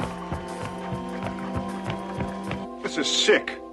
The man is 79 years old, for God's sake. And there's no reason why he can't live for another 79. With an artificial brain? You've turned him into a robot. What does that prove? No. He's not a robot by any means. He's human. It's incredible. Back in the 80s and early 90s, this would have been impossible. But now, with ultra-miniaturization, the sky's the limit. Well, it seems to me the limit is good sense, and you've overstepped it by a long shot. Michael, please. No, I mean it. I mean, this experimenting with people's heads, it's outrageous. Go on, admit it, Wilson. You've never done this operation before on a human. I mean, what might work for a monkey won't necessarily work on a man. even my father. It's true. Your father was the first human to receive a total brain implant. However, if things go as expected with the last neurological tests, he'll be ready to lead a normal life within days. Normal? Essentially, this is Darius Stevens. We reduced all the memories, all the facts, all the powers of reason, even the feelings that comprise what we knew as Darius Stevens into this microdisc. My husband has one of those in his head. No, this was just an interim step. We had to digitalize the data. Then, I'm sorry, I can't explain this without getting technical. He thinks, therefore he is. Oh, how philosophical of you, Doctor. But let me address another question. As I understand it, my father is just about now 60% machine by weight. Does that sound very human to you? Or maybe I'm asking the wrong person. You're a mechanic. You're a man of medicine. I don't think we need to discuss this any further. Thank you for everything, Doctor. We're not out of the woods yet, Anita. Darius was a very active man. It'll be your job to see he doesn't overdo it. I will. See you later. So, when is the Tin Man getting back from physical therapy? Michael, I've had just about enough of your cynical attitude. Sounds to me like you'd rather have him dead. Oh, really? It wouldn't have anything to do with you wanting to take over his company, would it? The fact is, the man is brain dead, and at the very least, he is not competent enough to manage his own affairs. The man is your father. No, he was my father. But this bunch of circuits and tubes and wires and Now, you pumps are get this nothing. straight, Michael. As long as I am in control of his medical care, I don't want you or anyone else interfering. You don't say so. Let me tell you something, Anita. He was my father for 50 years. He was your husband for 6. You tell me whether I can interfere or not. The man is dead. I accept it. Why can't you?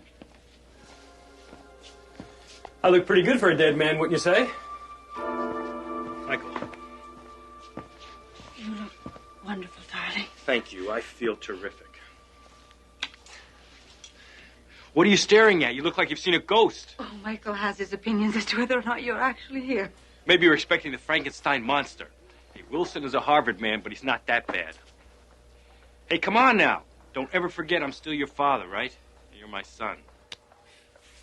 Well, I've got to be going. Stevens Incorporated can't run itself. Don't worry, Michael. I'll be back tomorrow.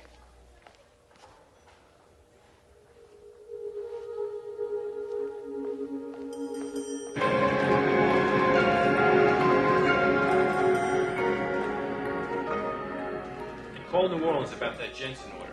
Don't forget to tell Harris about the sales meeting in Phoenix. And have Stein drop some projections on the Western region. I want them on my desk by the end of the day.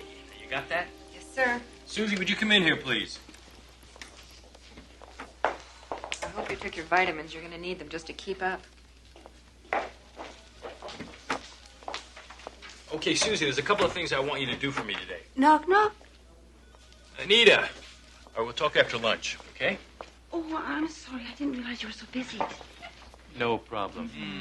Just give me a second. Oh, now you've got to learn to slow down, darling. Dr. Wilson said you should ease into it. Yeah, Dr. Wilson. Well, this is business, and if you snooze, you lose. Great. Okay. Where would you like to have lunch?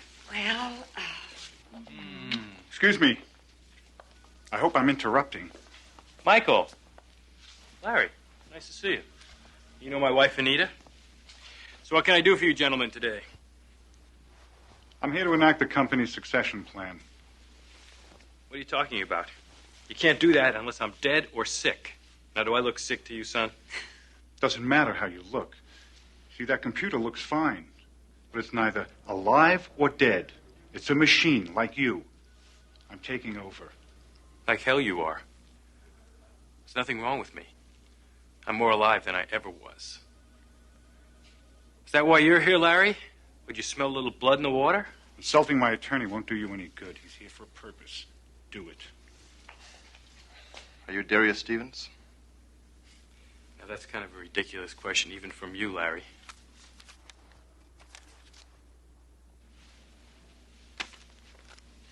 Hey, what's this?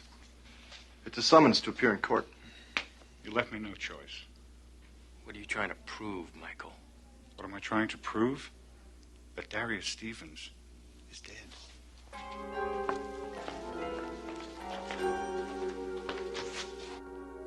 This is all new territory for the law, Darius. There must have been cases before this.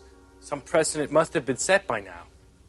The rights of patients who've been kept alive on machines have been established over and over and over, but there has never been a test case involving a human being who is more than 50% machine. Well, what does having a few artificial organs and joints have to do with it? I don't understand. Well, that's not exactly the point. Nobody begrudges you an artificial heart or liver or kidneys. What's at issue is your brain, and that's a very gray area. Pardon the pun. That is ridiculous. You wouldn't say that someone with an artificial leg wasn't human. But your leg doesn't do your thinking for you. As far as the law is concerned, when your brain is dead, you're dead. But I am not dead. And with this brain, I can do the work of 3 men. Being superhuman may in fact work against you. But I'm everything I ever was, only better. Everything I felt and thought with my biological brain, I still think and feel. And what makes me most human, what makes any of us human at all, is that drive to live. And I have it. I have it inside of me. Obviously. But what we're talking about is a power grab. And you are up against your son. And he has a lot of cards in his hands. Damn it! This is my company. I fought to make it what it is, and I'm going to keep it. Keep it. I'll do what I can. I've already got my staff working on it. Just relax. Just relax? My own son is contending that I'm dead. We know better, don't we?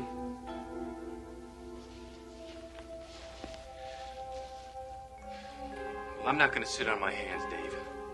I'm going to do a search for any legal precedent that is vaguely related to this. I can do it faster than your staff. Fine.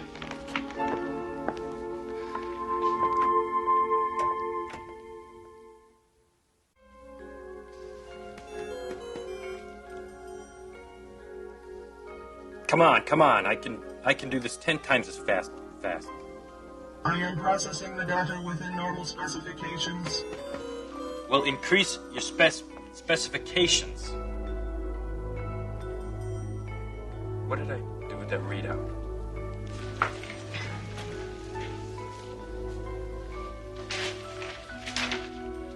I can't believe it. Oh, hi. Don't oh hi me. The doctor said you should take it easy. Well, in addition to my legal problems, I have a business to run and a wife to support. I wouldn't be much good to you if I was broke. Well, you won't be much good to me if you're dead either.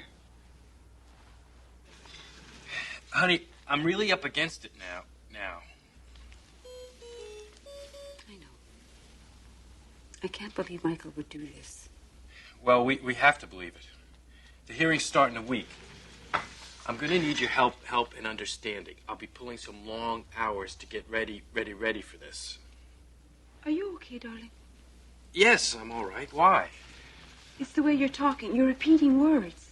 I'm sorry. I didn't realize it. I'm probably just tired.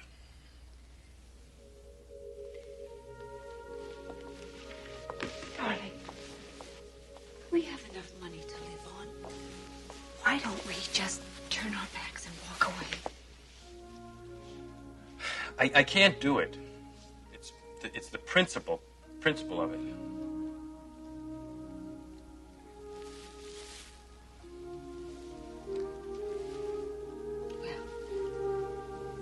You can count on me to help you in any way I can.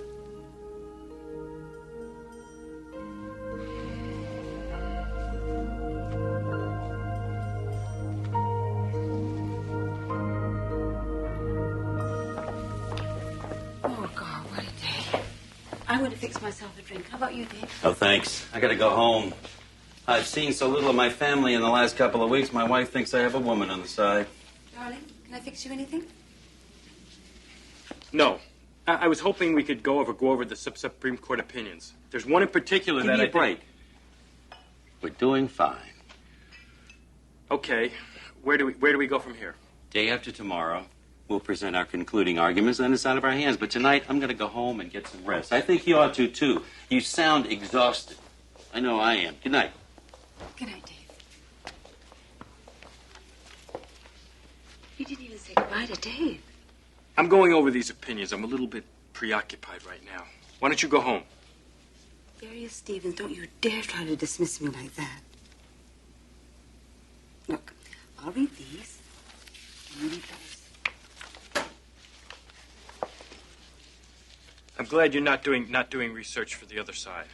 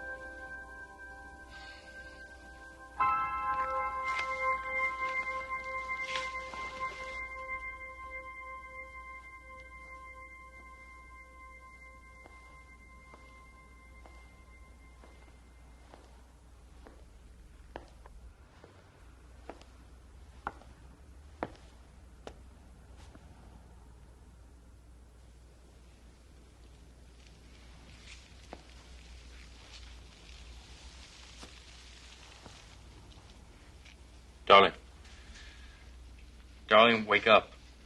It's time to go home and go to bed. What? I'll come back tomorrow and finish my reading. Don't you ever let up? You know what they say, the early bird catches The world. Are you okay?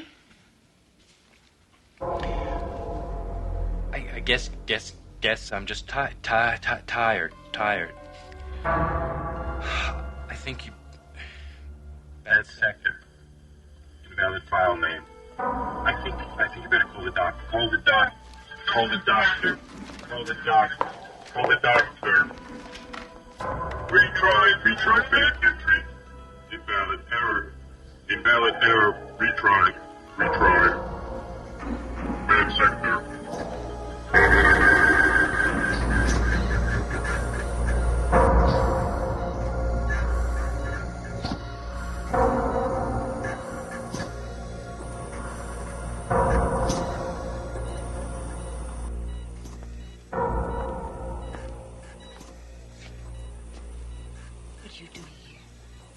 Just came to see for myself.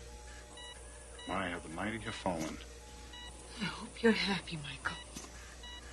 Me? You did this.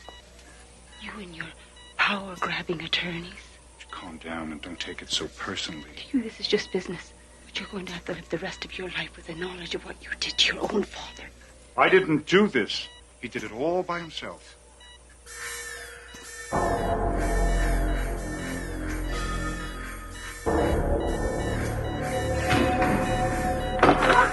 What's happening? What is it? What does it mean? What is happening? What's happening? She just died.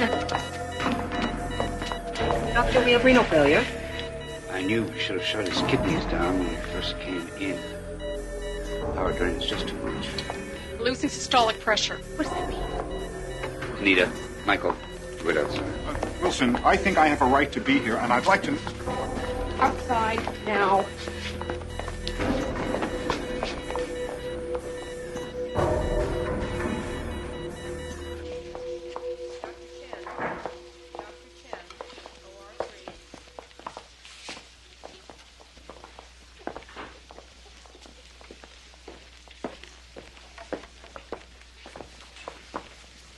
How is he, Doctor? Anita, I'm sorry. We lost him.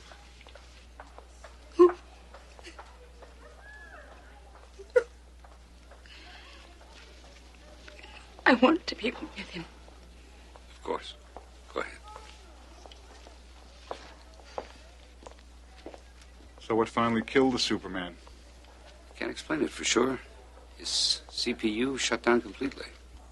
What do you suppose caused that? Whether it's overload or fatigue, I don't know for sure. Maybe we'll know more after the post-mortem. Well, Doctor, I have just one more question. Yes, Michael. This time he really is dead. Thank you. I'll make the arrangements.